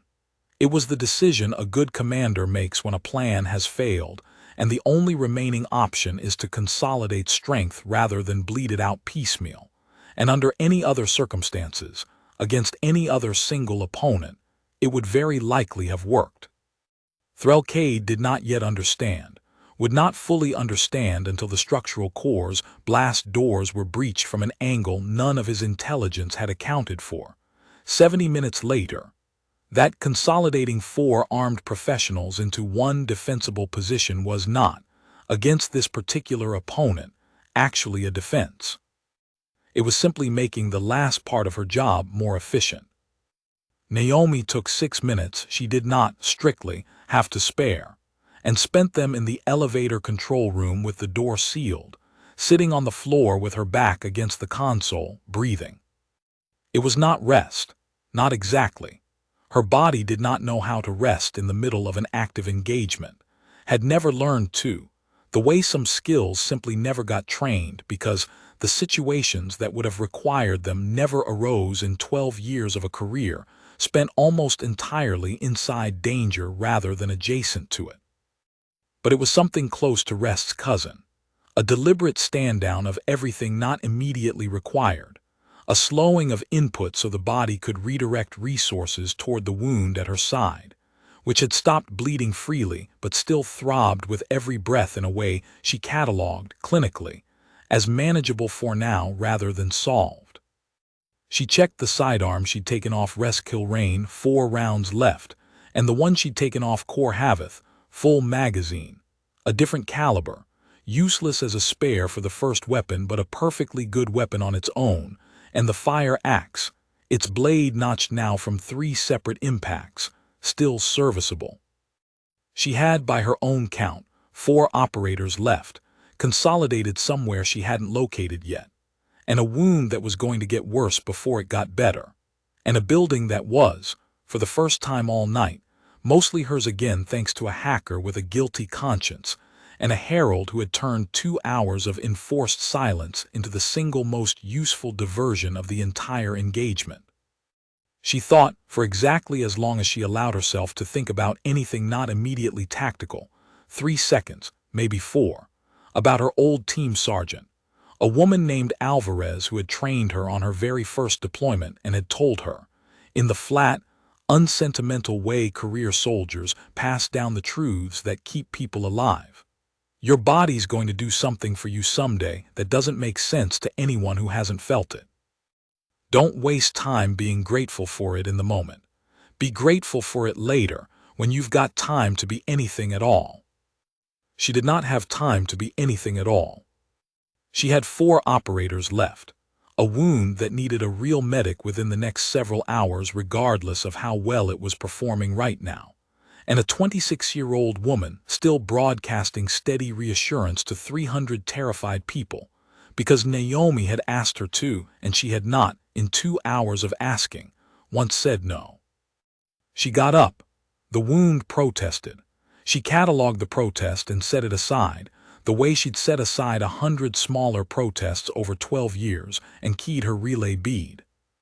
Herald, I need building layout on the structural core access, the sublevel maintenance route, not the main corridor. If 4 of them are consolidating somewhere defensible, that's where they'll be, and I want to come at it from a door they haven't thought to guard. Ilan's voice came back immediately, and underneath the exhaustion in it, something that had not been there 2 hours ago, a kind of settled working competence, the sound of a woman who had spent this entire siege discovering she had more use in her than hide and weight had ever let her show. Dora's has structural schematics pulled up on the restored system. There's a service tunnel from the atmospheric plant that runs directly under the core, original construction access, sealed for 30 years, but the seal is mechanical, not electronic. If Sil Alm's overrides didn't touch it, that's because there was nothing to override. That's exactly what I needed. Tell me you have a way to get me eyes on it before I commit. Keen's already pulling structural sensors. Give her 90 seconds. Naomi allowed herself in that 90 seconds one more piece of interiority, not about the mission, not about the wound, but about the strange, unexpected fact of a Vashti fleet analyst and a 71-year-old security director and a 26-year-old Herald all working, right now, 4 floors and 2 floors and 1 sealed panel away from her, toward the exact same goal, as though the 8 weeks she'd spent being tolerated as an oddity. A foreign curiosity Ilan had insisted on against everyone's better judgment, had quietly, invisibly become something else entirely. A team, assembled not on purpose but out of necessity, in the worst 4 hours any of them had lived through. She thought that was, in its way, the actual point of tonight, more than the 11 mercenaries or the wound at her side or whatever waited for her at the structural core. She did not have time to think it all the way through. Keen's voice came through the relay, tight, urgent, 90 seconds exactly on schedule. 4 heat signatures confirmed at the structural core, consolidated position, primary blast door sealed from inside. I've got the maintenance tunnel access on structural sensors. It's clear. No one's thought to check it, but I want you to understand what you're walking into before you commit to it. They've got demolition charges. Multiple. If they decide to bring the core down rather than let you take the position. They won't, Naomi said. You can't know that. I know Cade, Naomi said, and it was, she realized as she said it, the first time all night she'd let herself think about her opponent as a person with motives rather than a number on a countdown. He's a professional, not a fanatic. Professionals don't detonate the thing they're using as cover. If he collapses that core, he collapses his own defensible position and every exit route he's got left.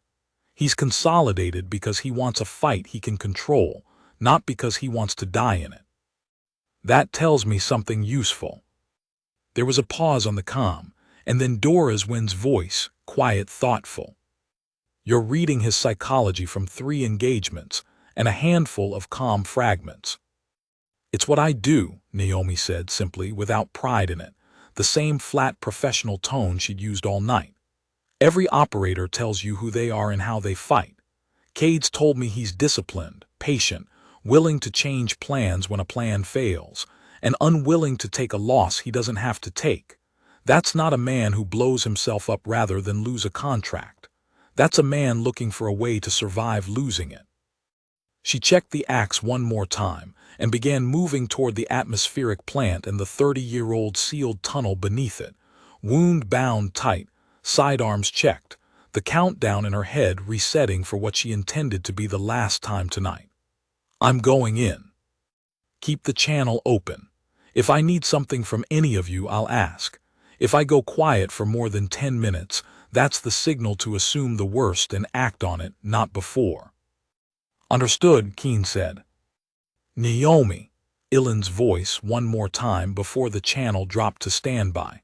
Whatever happens in there, thank you for choosing to still be the person I asked for 8 weeks ago when you had every reason tonight to just be someone trying to survive. Naomi paused at the tunnel's sealed entrance, one hand on the ancient mechanical latch, and said the truest thing she had said all night. in a voice that had, for just a moment, lost the flat professional calm and let something warmer through underneath it. You didn't ask for someone to just survive. You asked for someone who'd make sure you did. Those aren't the same job, and I'd have taken the harder one either way.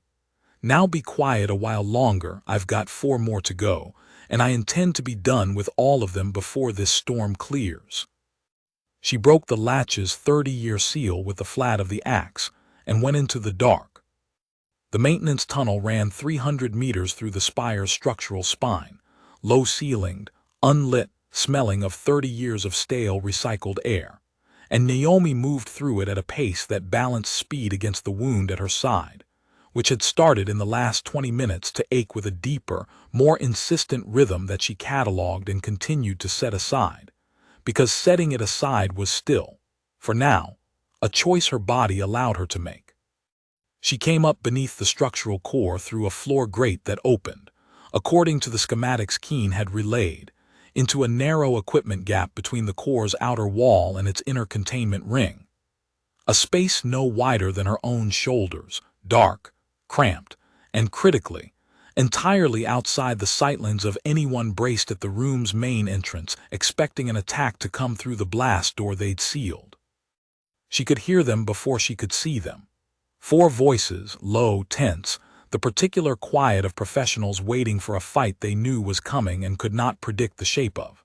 She recognized Cade's voice immediately, flat and controlled even now, giving quiet instructions to hold position.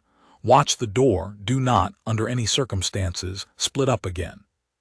Voss Iron, the demolition specialist who had inherited Grask Tavnir's remaining charges, was closest to her position, 6 meters away, crouched near a support pillar, checking a detonator wired to charges laid against the core's outer containment ring, and Naomi understood, watching him work through the equipment gap's narrow gap, exactly what those charges were actually for.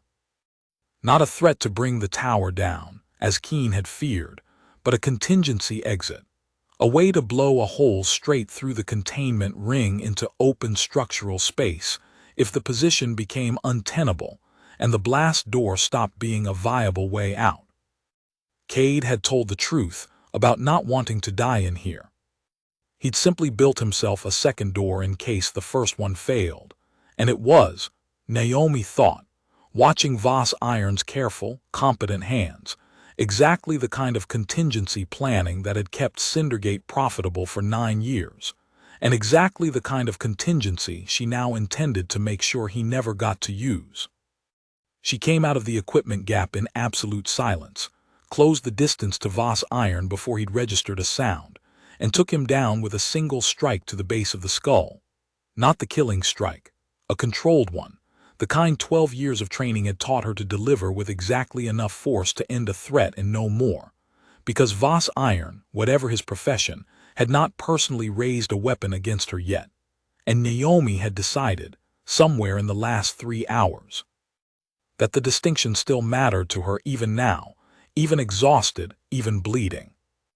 He went down without a sound. She caught the detonator before it hit the floor and pocketed it, disarmed the charges with 4 quick, practiced motions. Field demolition's disarmament had been part of the same 12 years that had taught her everything else, and had 11 seconds of clean silence before Tem's score, 20 meters away near the blast door, turned to check on his colleague's progress and found, instead of Voss Iron checking a detonator, an empty space where he had been standing.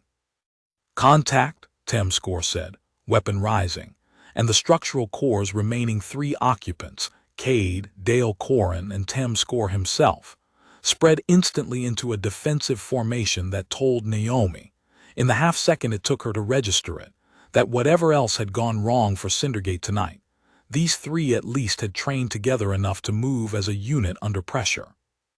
She had, at this point, one significant advantage and one significant liability, and both of them mattered more than the wound at her side.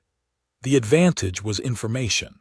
She had spent 3 hours learning this building in ways they had not, had disarmed their exit contingency, and knew, from Tarn Call's earlier extraction, roughly how their command structure worked under stress. The liability was arithmetic, plain and unforgiving. 3 trained operators, one of them the single most capable commander Cindergate had, in an open structural bay with clear sightlines and nowhere for her to retreat to without going back through a narrow equipment gap that would make her, for several critical seconds, an easy target. She did not retreat. She had learned, a long time ago, that retreating from a numerically superior position in an open space usually converted a bad problem into a worse one, and instead she did the thing her nervous system had always been quietly, involuntarily built to do when the danger sharpened rather than eased. She got calmer, and she got faster, and Tem Score's first shot went wide because she was no longer where she'd been standing when he fired it. The next 90 seconds were the closest thing to a fair fight Naomi Reyes had all night, and she would remember them, later, in far more detail than any of the previous engagements, precisely because they were the only ones where the outcome had genuinely been in doubt. Tem Score was broad, strong, and disciplined, and he closed the gap on her fast enough that the axe became a liability at close range, too long to swing in the confined space between support pillars, and Naomi dropped it, took the impact of his shoulder rush against her own brace stance, and turned his momentum into a throw that put him into the same pillar Voss Iron had been crouched beside, hard enough to daze him, not hard enough, this close to a man his size and mass, to put him down for good. And she felt distantly the wound at her side tear further with the effort of the throw, a fresh, sharper pain that she catalogued, filed, and continued past. Dale Corin, the quiet operator who had said almost nothing all night, turned out to be the most dangerous of the 3, precisely because his stillness had been discipline rather than passivity. He did not rush her the way Tem Score had, did not commit to a strike he might have to recover from, and instead circled, patient, weapon tracking, waiting for an opening her fight with Tem Score would eventually create. Cade did not move at all. He stood near the blast door, weapon drawn but not firing, watching, and Naomi understood, even mid-fight, exactly why. A stray shot into a confined melee risked hitting his own people as easily as it risked hitting her, and Cade, whatever else the night had cost him, had not lost the cold, tactical patience that had made him worth 18 years of premium contracts. He was waiting for a clean shot, and he was willing to let his own operators absorb the risk of creating one. She gave Dale Corin his opening on purpose. It was a calculated risk, the kind she would not have taken with a fresher wound or a less certain read on her opponent, but 3 hours of watching Cindergate's operators had taught her something about how disciplined professionals moved when they finally found the gap they'd been patiently waiting for. They committed fully, because hesitation at the moment of opportunity was, in their training, the single greatest tactical sin. She let her guard drop, fractionally, on her wounded side, the side Dale Corin's careful circling had clearly identified as the weakness worth exploiting. And when he committed to the strike, fast and precise and exactly as trained as she'd expected, she was already moving in a direction his commitment hadn't accounted for, because committing fully to an opening meant committing to the assumption that the opening was real. It was not real. Dale Corin's blade found air where her flank should have been, and Naomi's own strike, delivered into the half-second of overextension his commitment had cost him, put him on the ground beside Tem Score, who was only now recovering enough to push himself upright against the pillar. 2 down in the space of 90 seconds, and Naomi turned, breathing hard for the first time all night, blood soaking through the jacket at her side in a way she could no longer set aside as easily as before, to find Cade exactly where he'd been standing the entire time, weapon raised now, finally. And finally, after 18 years and 41 contracts and one very long night, entirely, unmistakably alone against her. "You're bleeding badly," Cade said. His voice was still level, still controlled, but there was something underneath it now that hadn't been there 3 hours ago in the grand Concord Hall, when he'd looked at her across a scattering crowd and felt, for the first time in his career, genuinely afraid. "I can see it from here." That's not a wound you walk away from without treatment, and there's no treatment coming. The storm's still up. Nobody's landing on this tower for at least another hour. I know, Naomi said. She did not reach for the sidearm at her hip. She stood where she was, hands loose at her sides, breathing controlled despite the pain, and looked at the man who had spent 3 hours trying with increasing desperation to understand what he was actually fighting. You've got a shot, Cade. Take it if you think it solves your problem. He did not fire. She watched him not fire, watched the calculation run behind his eyes, the same calculation she'd been running on him for 3 hours, now finally turned back around, and understood, in the silence that followed, that Threll Cade had reached the same place his 3 unconscious operators had reached before him.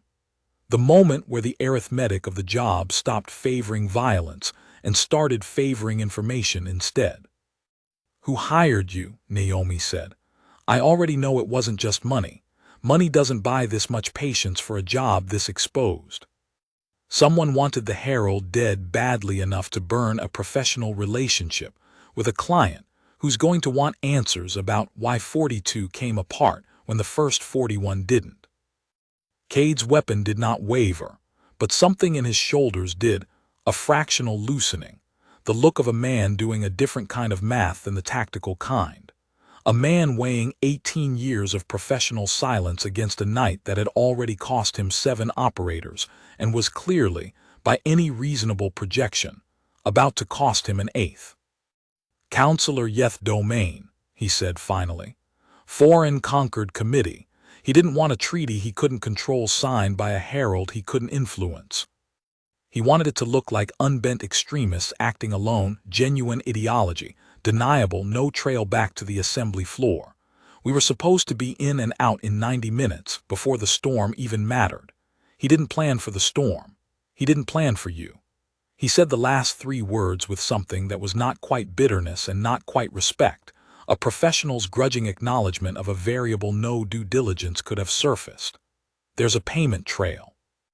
Encrypted, but it exists, because Domain insisted on structuring it as a loan rather than a contract fee, some legal fiction his lawyers thought would protect him. It won't. Not against forensic accounting that actually looks. You're telling me this because you want a deal.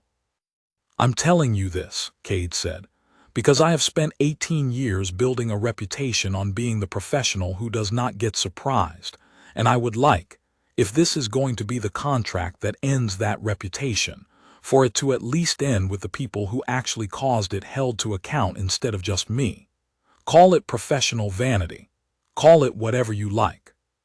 I would like Domain to answer for tonight as much as I'm about to. Naomi studied him for a long moment.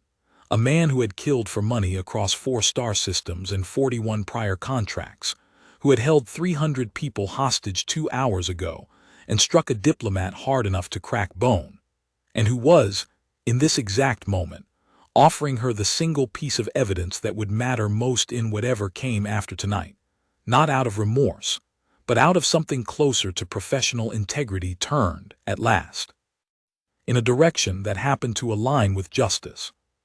Put the weapon down, she said, slow. And I'll make sure whoever hears about tonight hears that you talked before I had to make you. Cade looked at her for 3 more seconds, the same 3 seconds, she would think later, that had passed between them across the grand conquered hall 2 hours ago, except inverted now, the fear that had briefly lived in his chest replaced by something quieter, more resigned, a man recognizing the end of a very long professional run, and set the weapon down on the floor of the structural core, and raised his hands.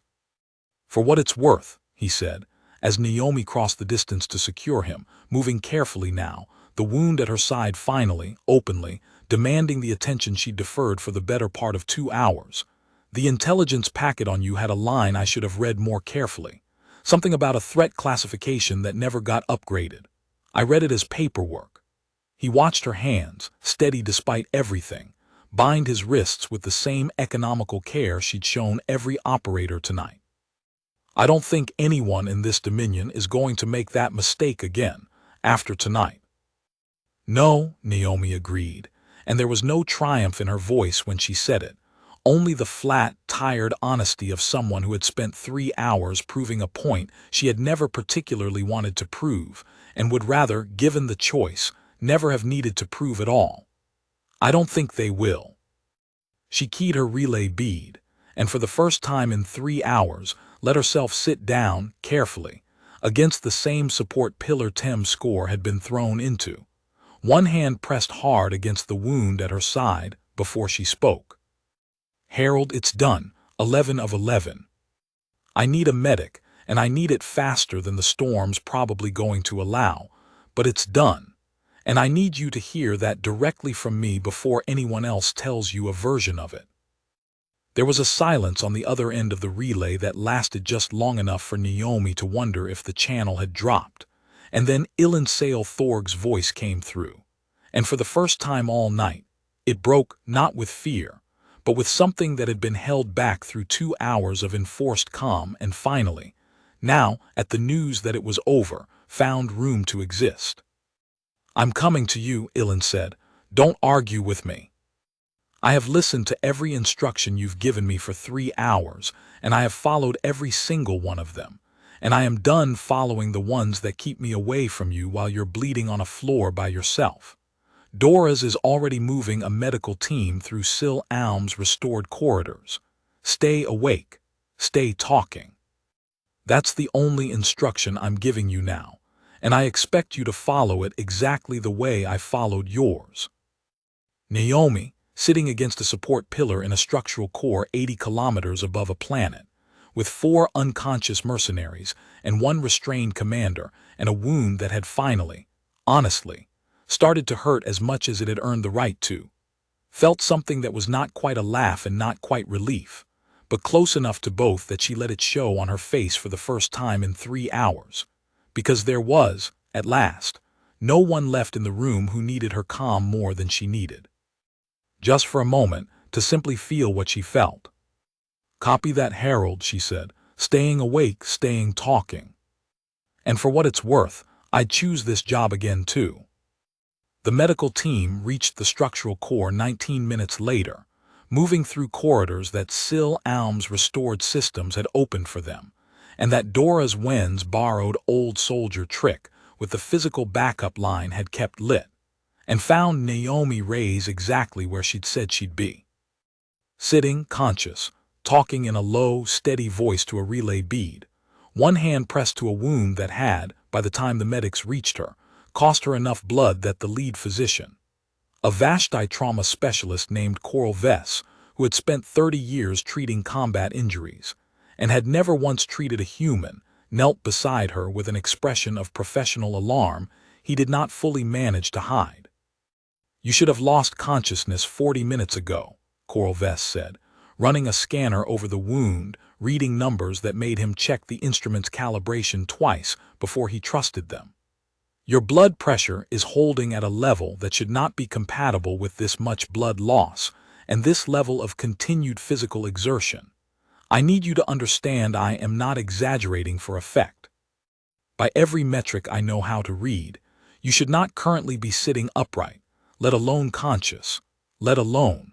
He glanced at the 4 restrained operators arranged around the core, at the disarmed charges, at the general evidence of a fight that this one woman had apparently finished single-handedly some minutes before help arrived, let alone having done whatever it is you clearly just did.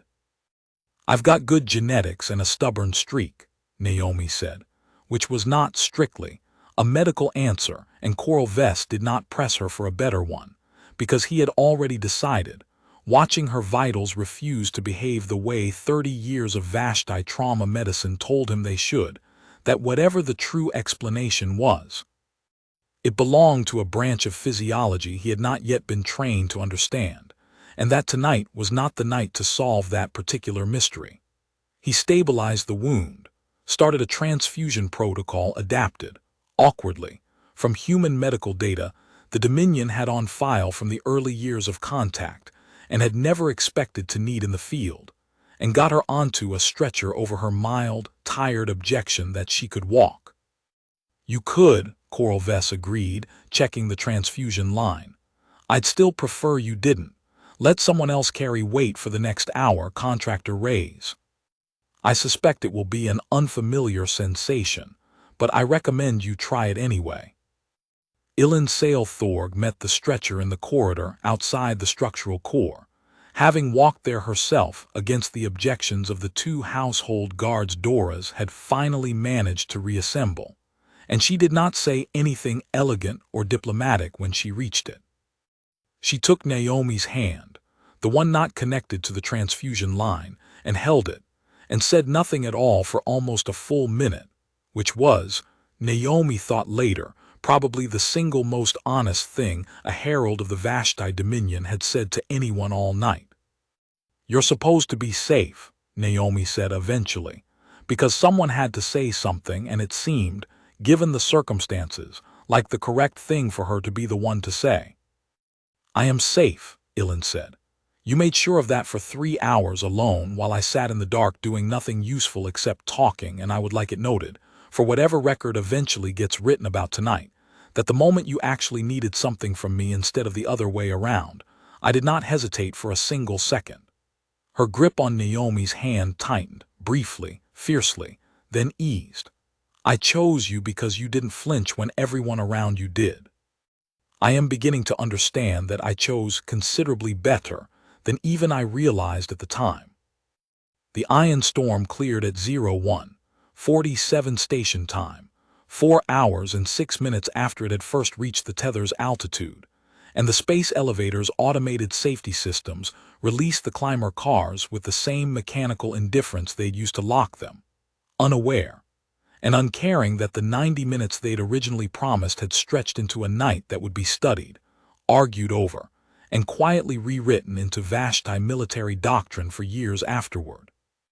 The first shuttle down carried Threl Cade, Tem Score, Dale Corin, Voss Iron, and the 6 other Cindergate operators Naomi had methodically removed from the fight over the course of the night, all of them restrained, all of them processed into Dominion custody with an evidentiary file that included, thanks to Cade's own testimony, and the payment records Keen Ruse had pulled from the intercepted channel before the sun rose on Corvi Prime, a direct financial trail to Counselor Yeth Domain's private estate. Yeth Domain was arrested 9 hours later, at his own front door, by Dominion security officers who arrived with a warrant built substantially on the testimony of a mercenary commander who had, by his own account, decided somewhere around 22:41 station time that professional integrity mattered more to him than client confidentiality, once the client in question had gotten 7 of his people put down by a single human bodyguard. He did not resist arrest. He did, according to the officers present, ask a single question before he was taken into custody, one that would circulate, in slightly different forms, through Dominion security channels for months afterward. How did one contractor undo 11 professionals in a sealed building with no outside help? Nobody had a satisfying answer for him at the time. Keen Ruse would spend the next several weeks trying to build one. The Concord Accord was ratified 19 days later, in a smaller, quieter ceremony than the one originally planned. No grand Concord Hall, no string quartet, no 300 guests in formal drape, just Second Herald Ilin Sale Thorg, a reduced assembly delegation, and a human diplomatic envoy signing a document that had very nearly died in the same building where it was, eventually, born. Ilin signed it standing, her wound-free hand steady on the stylus, and when the assembly's presiding officer asked, as protocol required, whether she wished to make any final remarks before the treaty's ratification became binding, she said, in the same clear, unrehearsed voice she'd used to fill Halcyon Spire's dark corridors 19 days earlier, only this. 9 years ago, this assembly began debating whether humanity could be trusted as an ally. I would like the record to reflect that the question was never whether they could be trusted. It was whether we were prepared for what it would mean if they could. Naomi was not in the room for the signing. She was 2 floors down, in a Dominion medical facility, finishing the last of a recovery protocol that Coral Vess had extended twice mostly. He admitted privately, because he wanted more time to study data, he still did not fully understand. And she watched the ceremony on a screen in her recovery room with the flat, tired satisfaction of someone who had done the part of the job that mattered, and did not especially need to be photographed doing it. Ilan visited her that evening, alone, without the household guard that protocol technically required, and sat in the chair beside the recovery bed for a long time before either of them said anything. "The contract renews in 6 months, Ilan said eventually. "I've already told my office I'm not accepting proposals from any other firm." "I figured," Naomi said. "You're not exactly subtle about your preferences." "I am not," Ilan agreed, and something in the corner of her mouth suggested this was, for once, closer to a joke than a diplomatic admission. "I have been thinking since that night about the report Dora's filed 11 months before I met you, the one about the incident at the minor function, the one that sat in a drawer because nobody thought it mattered enough to follow up. I keep wondering how many other reports like it exist. How many other humans have quietly done something extraordinary in front of a Vashti officer who filed it as an anomaly and moved on, because believing it was a pattern would have meant rebuilding 50 years of doctrine around a species we decided, without ever quite saying so, we understood well enough." "You'd be surprised how many," Naomi said, "or maybe you wouldn't anymore." "No," Ilan said quietly. "I don't think I would." The reckoning Naomi had been quietly deferring since the moment she'd first crossed the Grand Concord Hall's catwalk finally caught up with her 3 weeks after the ratification. Alone, in the small rented room she kept on Corvi Prime between assignments, on a night with nothing scheduled and no reason left to hold it back. It did not arrive as nightmares, or tears, or any of the dramatic forms grief and delayed fear were supposed to take in the stories people told about soldiers processing what they'd survived. It arrived instead, the way it always did for her, as a long, wordless hour sitting on the edge of a bed with her hands doing nothing, running the night back from the beginning grasped Tavner's neck, the weight of the axe, the 2.5 seconds hanging above 300 hostages deciding whether a 600-kilogram lighting rig would fall where she needed it to, the knife going into her side, and the very specific, very human moment of choosing, consciously, to keep moving before the pain had finished registering, and letting herself feel, finally, everything her body had spent 3 hours filing as information rather than catastrophe. She did not call anyone during that hour. She had learned, a long time ago, that the hour needed to be hers alone, unmanaged, unobserved, the one part of the job nobody's admiration or gratitude could actually carry for her. When it passed the way it always did, not resolved exactly, but metabolized, filed somewhere she could live around rather than through, and she got up, made tea she didn't finish and went to bed, and in the morning she was, by every outward measure, entirely herself again, because that too, she had learned a long time ago, was simply how the calm worked. It never meant nothing had cost her anything.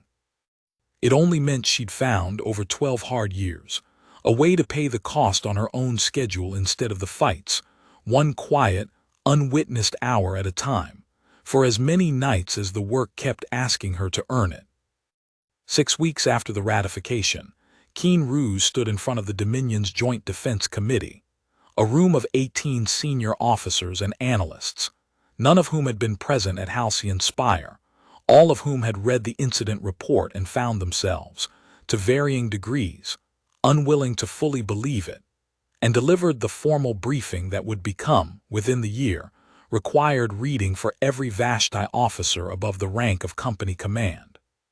She had built the presentation carefully, over 5 weeks of work that had consumed most of her waking hours, because she understood, walking into that room, that she was not simply reporting an incident.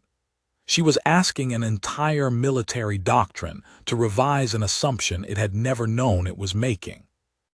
"I want to begin," she said, standing beside a display that showed, side by side, 2 overlapping graphs, with a number every officer in this room will recognize instantly.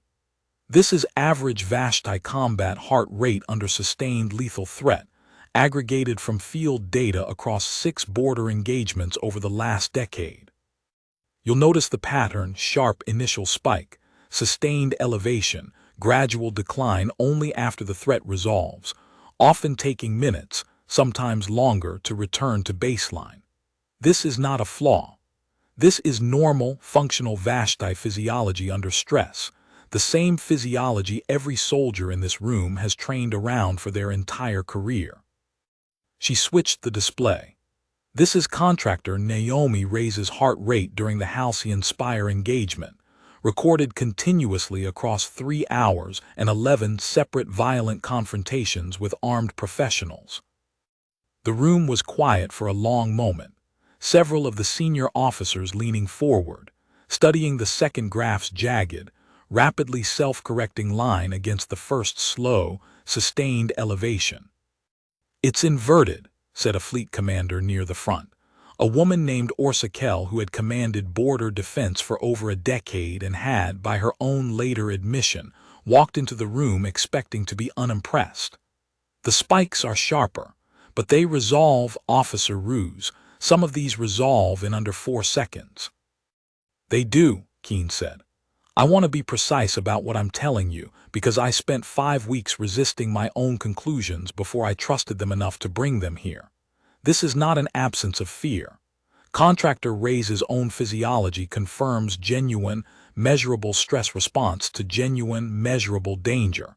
Her body registers threat exactly as ours does, in the first half second. What differs is resolution speed. Where our threat response holds a plateau, her spikes and drops, tracking not the duration of danger but the duration of uncertainty. The moment she has made a decision, not acted on it yet, decided, her physiology begins recovering, as though her nervous system treats a resolved decision as equivalent to a resolved threat, even while the actual danger is still in progress." "That sounds," said an older officer near the back, skeptically, "like an evolutionary advantage no species should reasonably possess." "I agree," Keene said. "I spent considerable time trying to find an alternative explanation before I accepted this one, because it does sound implausible. But I want to offer you a frame that made it click for me, and I offer it because I think every officer in this room needs some version of this frame before we walk out of here today. We have spent 50 years asking what humans are capable of doing to us. We built our entire threat assessment doctrine around their weapons, their ships, their numbers, their strategic posture, the external architecture of a species we correctly identified as capable of extraordinary violence. What we never asked, because it never occurred to us to ask it, is what it costs a human to decide to act. And the answer, as far as I have been able to determine from 3 hours of continuous data and 11 separate documented engagements, is less than it costs any of us, not because they feel less. Because whatever mechanism resolves fear into action in a human nervous system is faster than the equivalent mechanism in ours, and speed of resolution, in a sustained crisis environment, matters considerably more than raw physical capability." She paused, letting that settle, and then delivered the line she had drafted and redrafted more times than any other sentence in the presentation, because she wanted every officer in that room to carry it out the door with them exactly as she meant it. "I don't believe Contractor Reyes is exceptional among humans, commanders. I believe she is, at best, well above their species average and not dramatically so. Her own service record describes her qualifications as standard for Extended Sustained Operations Certification, a designation her military apparently grants to a meaningful percentage of its combat personnel. Which means the actual finding of this report is not that one remarkable human defeated 11 professional operators in a sealed tower. It's that an entire species may possess, as a baseline trait, the specific capability every military doctrine in this dominion has spent 50 years assuming was rare, exceptional, and safely uncommon. I am recommending, formally, that this committee reclassify baseline human combat threat assessment across the board, effective immediately, and I am recommending we do it not because of what happened at Halcyon Spire, but because of what almost certainly did not happen there, which is that contractor Reyes was, by every account including her own, simply doing her job. The room stayed silent for a long moment after she finished. Fleet Commander Orsa Kell was the first to speak, and when she did, her voice had lost the mild skepticism it had carried at the start of the briefing. Officer Ruse, in your professional assessment, if this had been a Vashti officer of equivalent training standing in that tower instead of a human contractor, facing the same 11 operators, under the same conditions.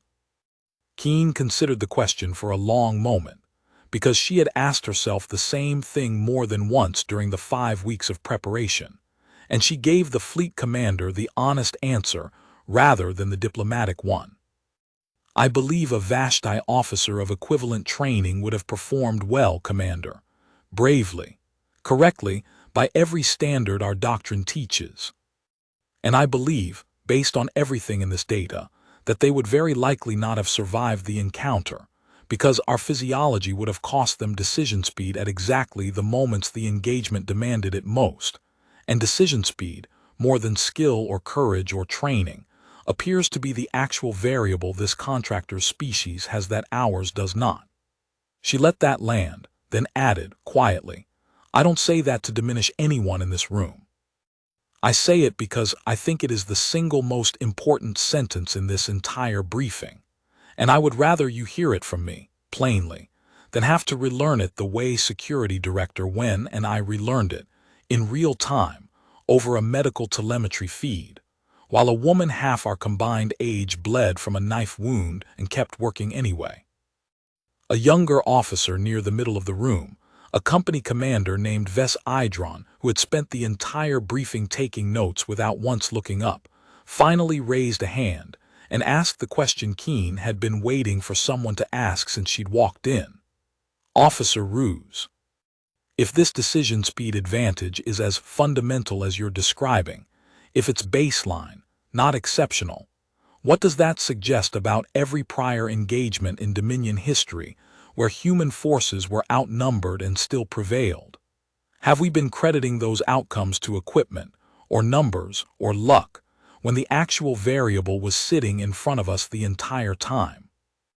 I've pulled 6 such engagements from the archive so far, Keene said.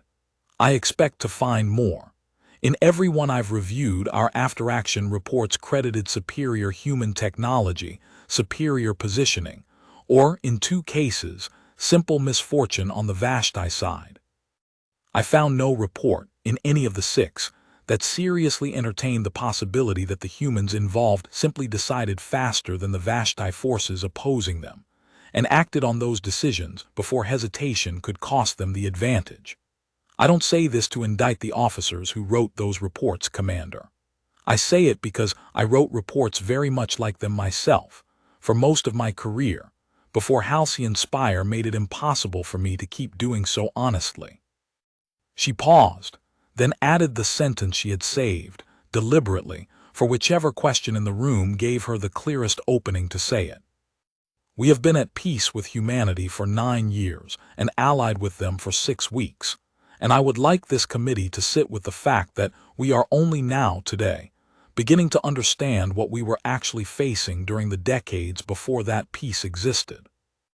I find that both humbling and, frankly, considerably more reassuring than the alternative, because a species with this capability chose treaty over conquest long before we ever gave them a reason to prefer it.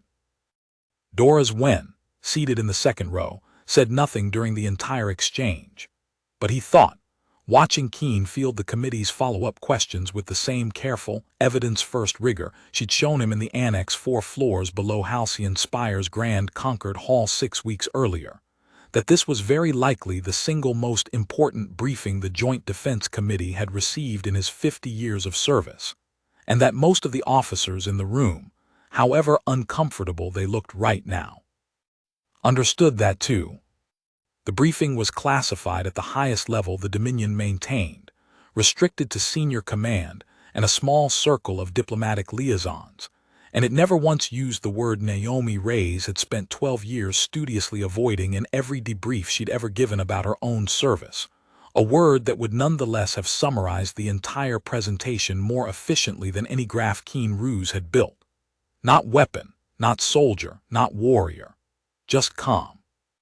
The particular, terrifying calm of a species whose fear, once resolved into a decision, simply got out of the way and let them work. Threlkade's sentencing hearing took place 11 weeks after Halcyon Spire, in a Dominion tribunal chamber considerably smaller and considerably less ceremonial than the Grand Concord Hall, and Naomi attended it at Illin's request, standing near the back of the room in civilian clothes rather than a contractor's jacket, present as a witness rather than a protector for the first time since she'd taken the assignment. Cade's own counsel had built a defense around cooperation, the testimony against Yeth Domain, the payment trail he'd voluntarily surfaced, the fact that no hostage in the Grand Concord Hall had died under his command, despite 2 hours of opportunity to make that a very different kind of night. It earned him a reduced sentence, 22 years in a Dominion correctional facility rather than the maximum his crimes technically permitted. And when the presiding tribunal judge asked, as protocol allowed, whether the accused wished to address the chamber before sentencing was formally entered, Cade rose, hands still restrained, and looked for a long moment toward the back of the room, where Naomi stood. I have spent 18 years in a profession that requires me to accurately assess threats before I accept a contract, he said. I built a career on doing that assessment better than my competitors. I want the record to reflect that on the night of the ratification gala, I misjudged the single most important variable in the entire operation, and I misjudged it not through carelessness, but through an honest, professionally reasonable reading of the intelligence available to me, intelligence that, I have since learned, understated the truth not through deception, but through a kind of collective institutional disbelief. Nobody lied to me about what Contractor Reyes was capable of. They simply didn't believe it themselves, and so they wrote it down as smaller than it was. He paused, and something in his flat, controlled voice shifted briefly into something that was not quite remorse but was, Naomi thought, watching him from the back of the room, at least honest. I would like this tribunal, and whatever record survives this hearing, to understand that Cindergate has operated for 9 years on the assumption that sufficient planning and sufficient force could overcome any single obstacle a contract presented.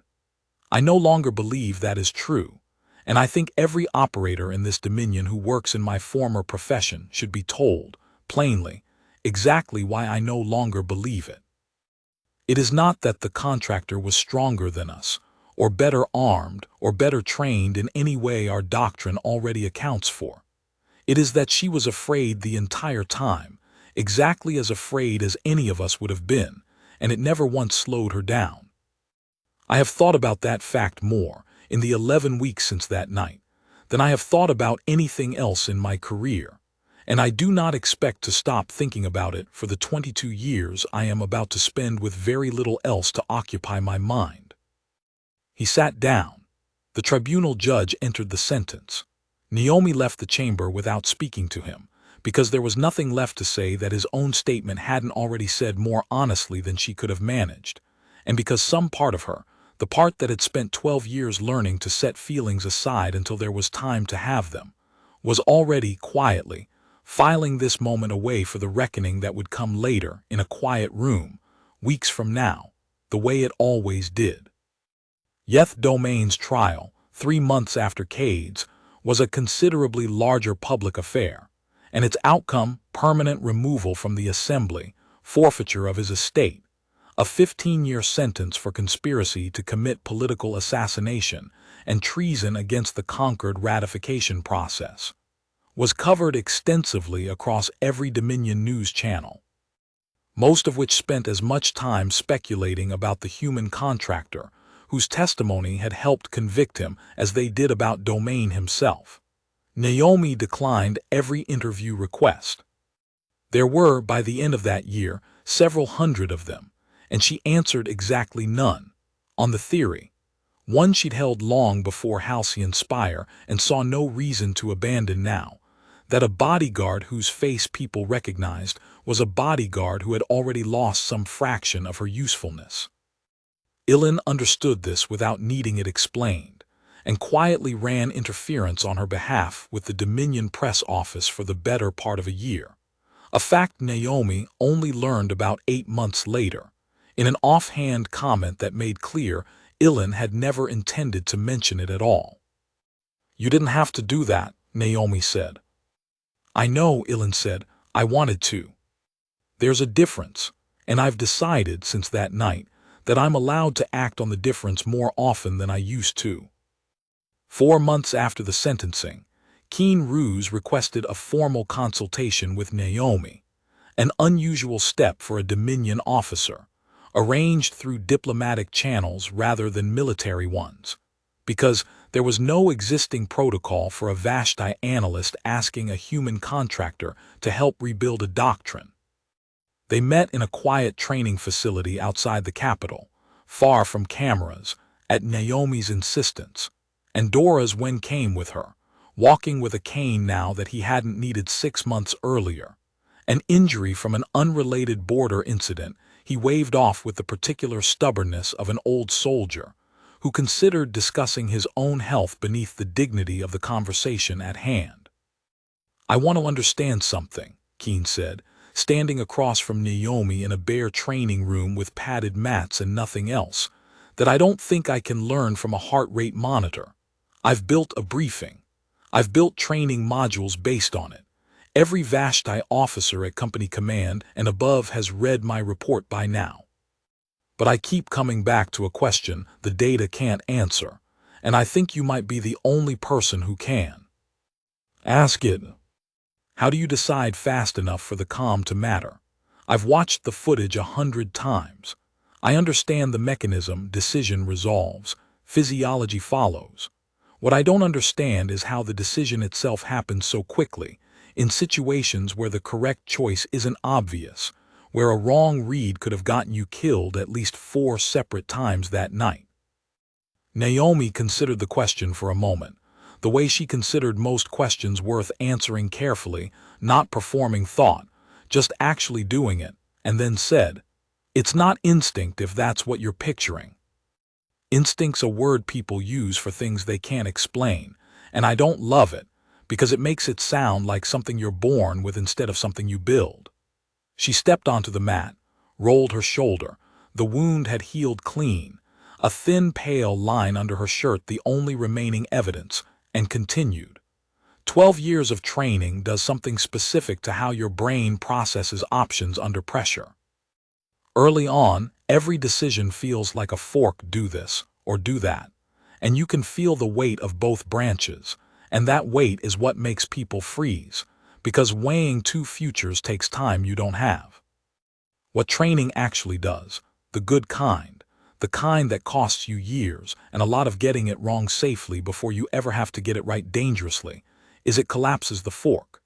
You stop seeing 2 branches. You see one, because your body's already run the calculation before your conscious mind catches up to it, and by the time you're aware you've decided something, the decision already happened 40 milliseconds ago in a part of your brain that doesn't narrate itself. That's true for us too, Keen said. The mechanism you're describing, in general terms, that's not unique to humans. Every species with a trained nervous system develops something like it. Probably, Naomi agreed. I'm not a physiologist. I can't tell you what's different at the cellular level. That's your report, not mine. What I can tell you is what it feels like from the inside, for whatever that's worth to your models. It feels like the fear doesn't go away. It just stops being the thing driving the car. It's still there. I felt every second of that night, Officer Ruse. I want to be clear about that, because I think it matters to your report more than the graphs do. I was scared the entire time. I was scared when Cade's voice came over the speakers. I was scared in that mechanical gallery with Tarn Call. I was scared with a knife in my side, wondering if I'd packed the wound tight enough to last the fight. The fear never left. It just got demoted the second I had a decision to act on, from driver to passenger, and it stayed in the back seat making noise while the rest of me did the work. She looked at Keen, and at Dora's, standing quietly by the door with his cane and his old soldier's patient attention. I don't know if that's trainable in a species that doesn't already have the raw wiring for it. That's the actual question your committee needs answered, and it's not one I can answer for you. But if your officers have the wiring, and I'd bet good money most sentient species do, somewhere in there, then I think the training that builds it looks less like what your doctrine currently teaches and more like what mine does. Less about mastering fear. More about practicing, over and over in safe conditions, until fear stops being the only voice in the room. Keen wrote for a long time after that, and did not ask another question for several minutes. And when she finally looked up, her expression had the particular quality Naomi had come to recognize over the past several months as this particular Vashti officer's version of genuine gratitude, restrained, precise, and entirely without performance. "I'd like to build a pilot program," Keen said. "Small. A single company command, volunteers only, human training methodology adapted for Vashti physiology, tested against the same combat metrics I used in my Halcyon Spire report. I can't promise it works. I can't promise the wiring you're describing exists in us the same way it does in you. But I think we owe it to every officer who ever froze in front of a threat they should have survived to at least find out." "I'll help," Naomi said, "on one condition." "Name it." "This doesn't become a story about me. It becomes a program that outlives me, that trains officers who never hear my name, that gets measured by what it does for the next generation of Vashti soldiers, instead of what one human contractor did on one bad night in one tower. I didn't take that job to become a case study, Officer Ruse. I took it to keep one very brave 26-year-old woman alive long enough to sign a piece of paper, and everything since then has been," she paused, searching for a word that fit, and settled finally on the plainest one available. "Extra. Good extra, but extra. I'd like it to stay useful extra, not famous extra." Dora's Wen, listening from the doorway, said nothing for a long moment, and then said, in the dry, formal tone he'd used at the start of this whole affair 8 months and a lifetime ago, "Contractor raise. I believe that is the single most Vashti thing I have ever heard a human say, and I intend it as the highest compliment I know how to give." Naomi almost laughed. "I'll take it, Director." Word of Halcyon Spire traveled further than the Dominion's classification protocols had ever intended it to, in the careful, deniable way such things always eventually did. And by the time the investiture ceremony was 6 months out, Naomi had turned down 4 separate approaches from parties outside Vashti space entirely. A mining consortium from a system 3 jumps coreward that wanted her running executive protection for a board of directors who had, apparently, survived one too many hostile buyouts conducted at gunpoint. A small confederated block of independent worlds that wanted her consulting on a defense doctrine of their own, an offer that came, notably, with a salary figure that would have let her retire from field work entirely if she'd wanted to.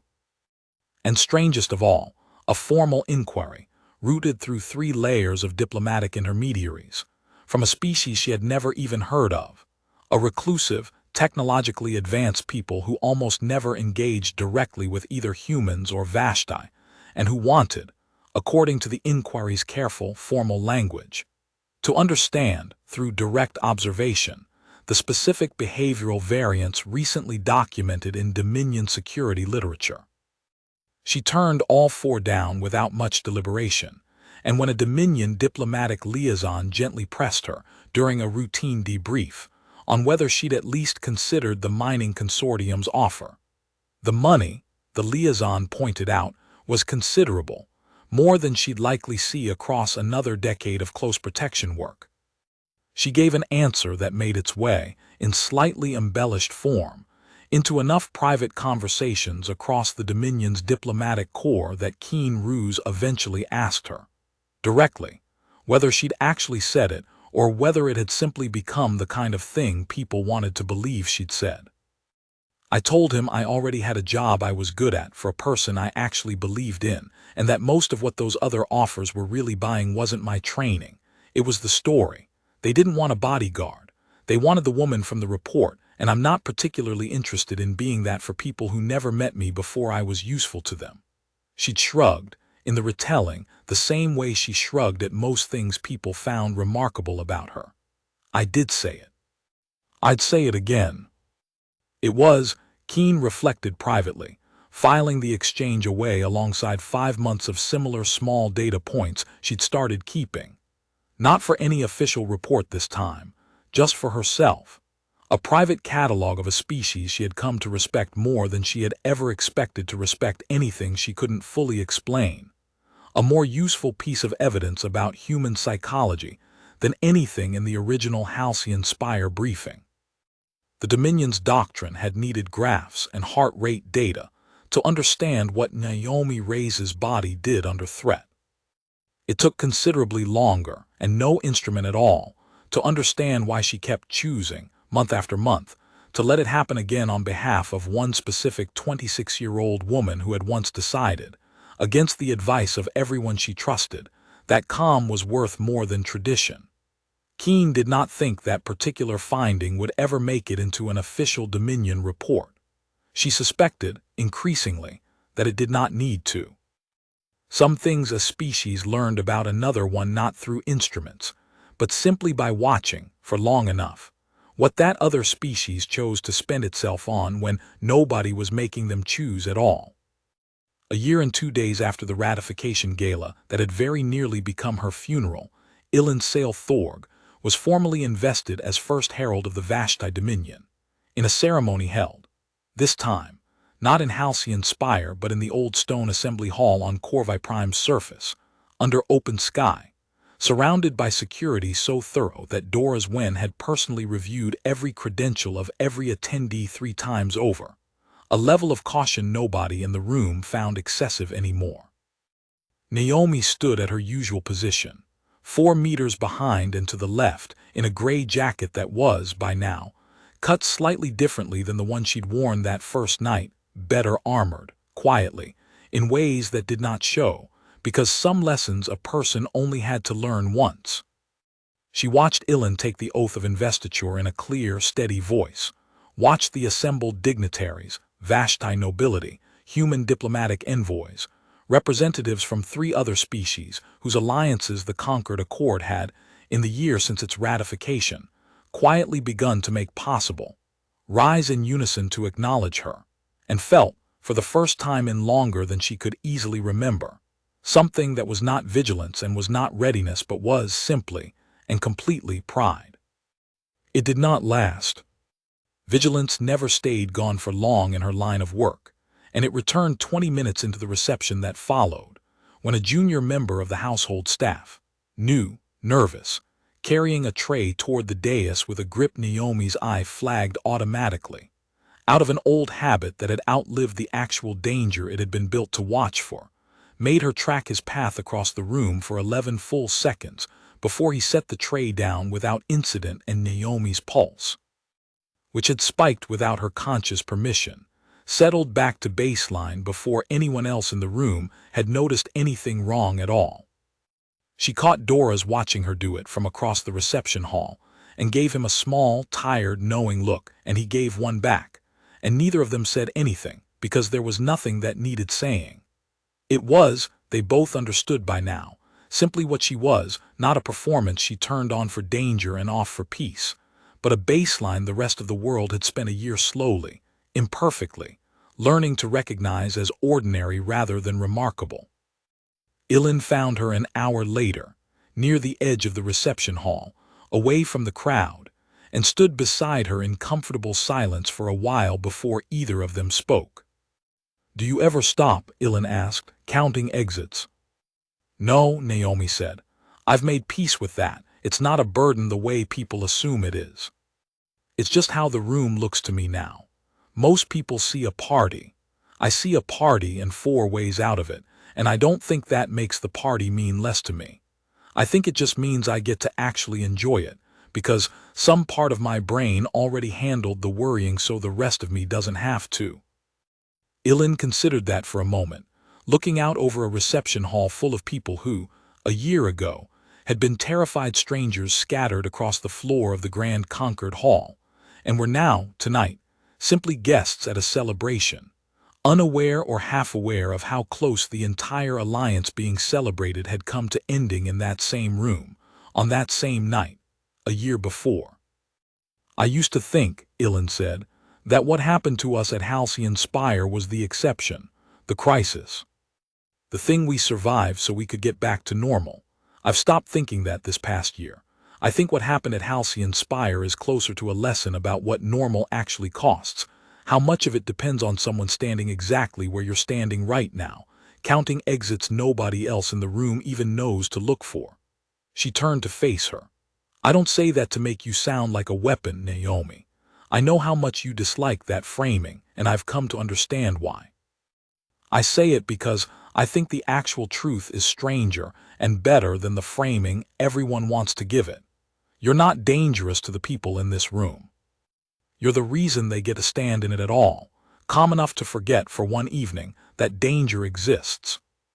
Naomi did not have a ready answer for that, which was, for her, its own kind of tell, the flat professional calm she'd carried through every debrief, every tribunal, every classified briefing over the past year. Briefly, genuinely, unguardedly moved. She looked out at the reception hall, at 300 people who would never know most of what had happened in a very similar room exactly 1 year and one very long night earlier, and said, finally, the truest thing she had left to say about any of it. "When Cade asked me, right before I zip-tied him to a support strut in that structural core, whether I'd known the whole night that I was going to win, I told him I hadn't. That was true. I never once in 3 hours was certain how it would end. What I was certain of, the entire time, every single minute, was what I was willing to do to make sure it ended a specific way. That's the part nobody's report ever quite captures, Herald. It's not that I wasn't afraid to lose. It's that I'd already decided, long before that night, exactly what losing you would have cost, and once you've made a decision like that all the way down to the bone, fear stops being able to talk you out of it. It just rides along complaining, while you do the thing you already decided you were going to do." She glanced at Ilan, and something that was almost a smile crossed her face, tired and genuine both. "Cade's people spent 18 years learning to be feared. I've spent 12 years learning something considerably less dramatic, and it turns out, considerably harder to fight. I learned how to already be finished being afraid before the fight even starts." Sil Alm received the lightest sentence of any Cindergate operator processed after Halcyon Spire, 18 months, most of it suspended, in exchange for testimony that filled in technical details Cade's own account had missed, and a formal acknowledgement from the tribunal that she had, in the operative words of the ruling, materially assisted the resolution of the crisis through voluntary cooperation obtained without coercion, beyond the circumstances of her own capture. She wrote to Naomi twice during her confinement, brief, careful letters that Naomi answered both times, briefer still. Because there was not a great deal to say between a mercenary systems technician and the bodyguard who had zip-tied her to a server rack, beyond the strange, small fact that neither of them had expected the other to bother writing at all. The second letter, 6 weeks before Sil Alm's release, asked whether Naomi thought she could find honest systems work somewhere that didn't care about a Cindergate service record. Naomi forwarded the question, without comment, to Keen Ruse, who forwarded it, in turn, to the Dominion's newly expanded Threat Assessment Division, which was, as it happened, in the middle of building out an entire department dedicated to studying exactly the kind of infrastructure vulnerabilities Sil Alm had spent 9 years learning to exploit.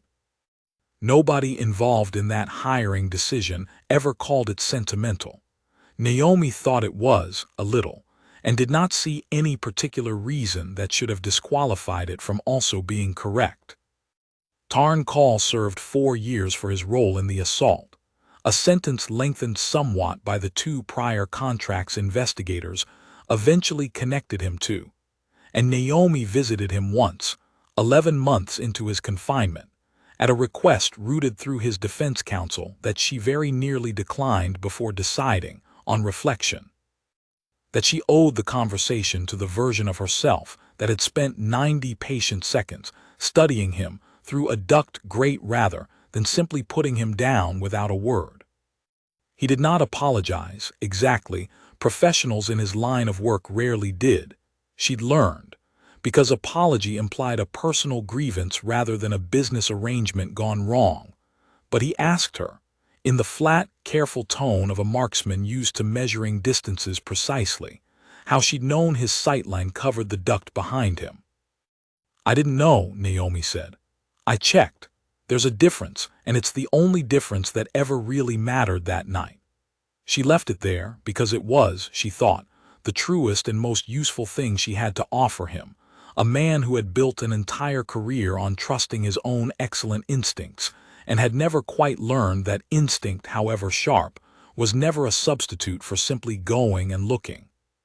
She did not think of herself, in the year that followed, as someone with a philosophy worth writing down, and she would have been genuinely uncomfortable to learn how many pages of Keen Ruse's expanding research file were devoted, in the end, not to her physiology, but to sentences exactly like that one small, plain, unremarkable thing she said in passing, that a Vashti analyst kept finding herself returning to, months later, the way a person returns to a stone that turns out, on the 3rd or 4th handling, to be heavier and more useful than it first appeared.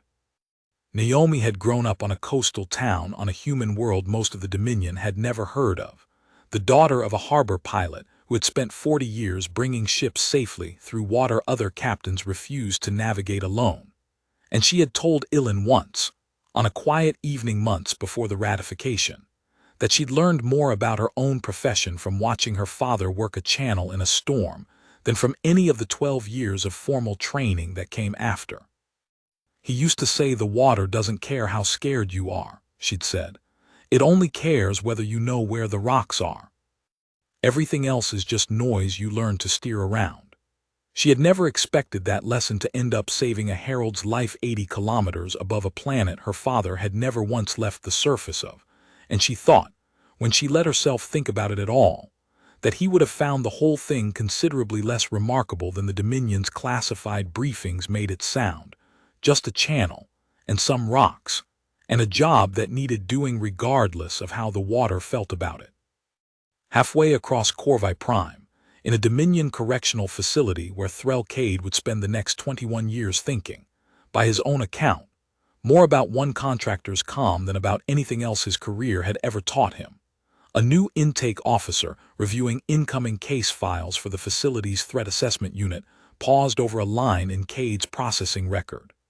A line Keen Ruse's revised doctrine had made standard across every Dominion security file involving human contractors, civilian or military, in the year since Halcyon Spire. Species human. Baseline threat classification. Reassess on contact. Do not rely on prior engagement history to predict capability ceiling. Fear response, where observed, should be read as functional rather than limiting.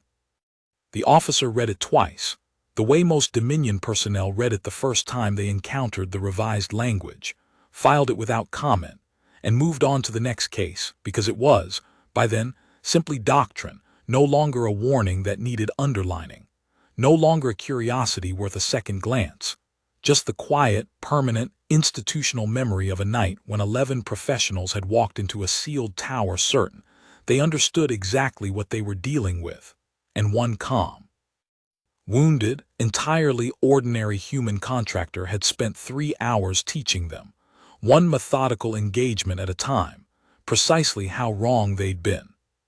She never asked to be remembered for it. She got, instead, something she valued considerably more, a doctrine that no longer needed her name attached to it, A herald who slept without a guard posted outside her door because the guard standing inside the room had already made the whole idea of an outside threat feel, most nights, faintly beside the point. And a wound, healed now to a thin, pale line she rarely thought about, that had cost her exactly what it was always going to cost, and had bought in return exactly what she'd been hired to buy. One more year, and the year after that, and however many years came next, for a young woman who had once, against the advice of everyone around her, looked at a room full of people who froze under pressure and chosen, instead, the one person in it who didn't.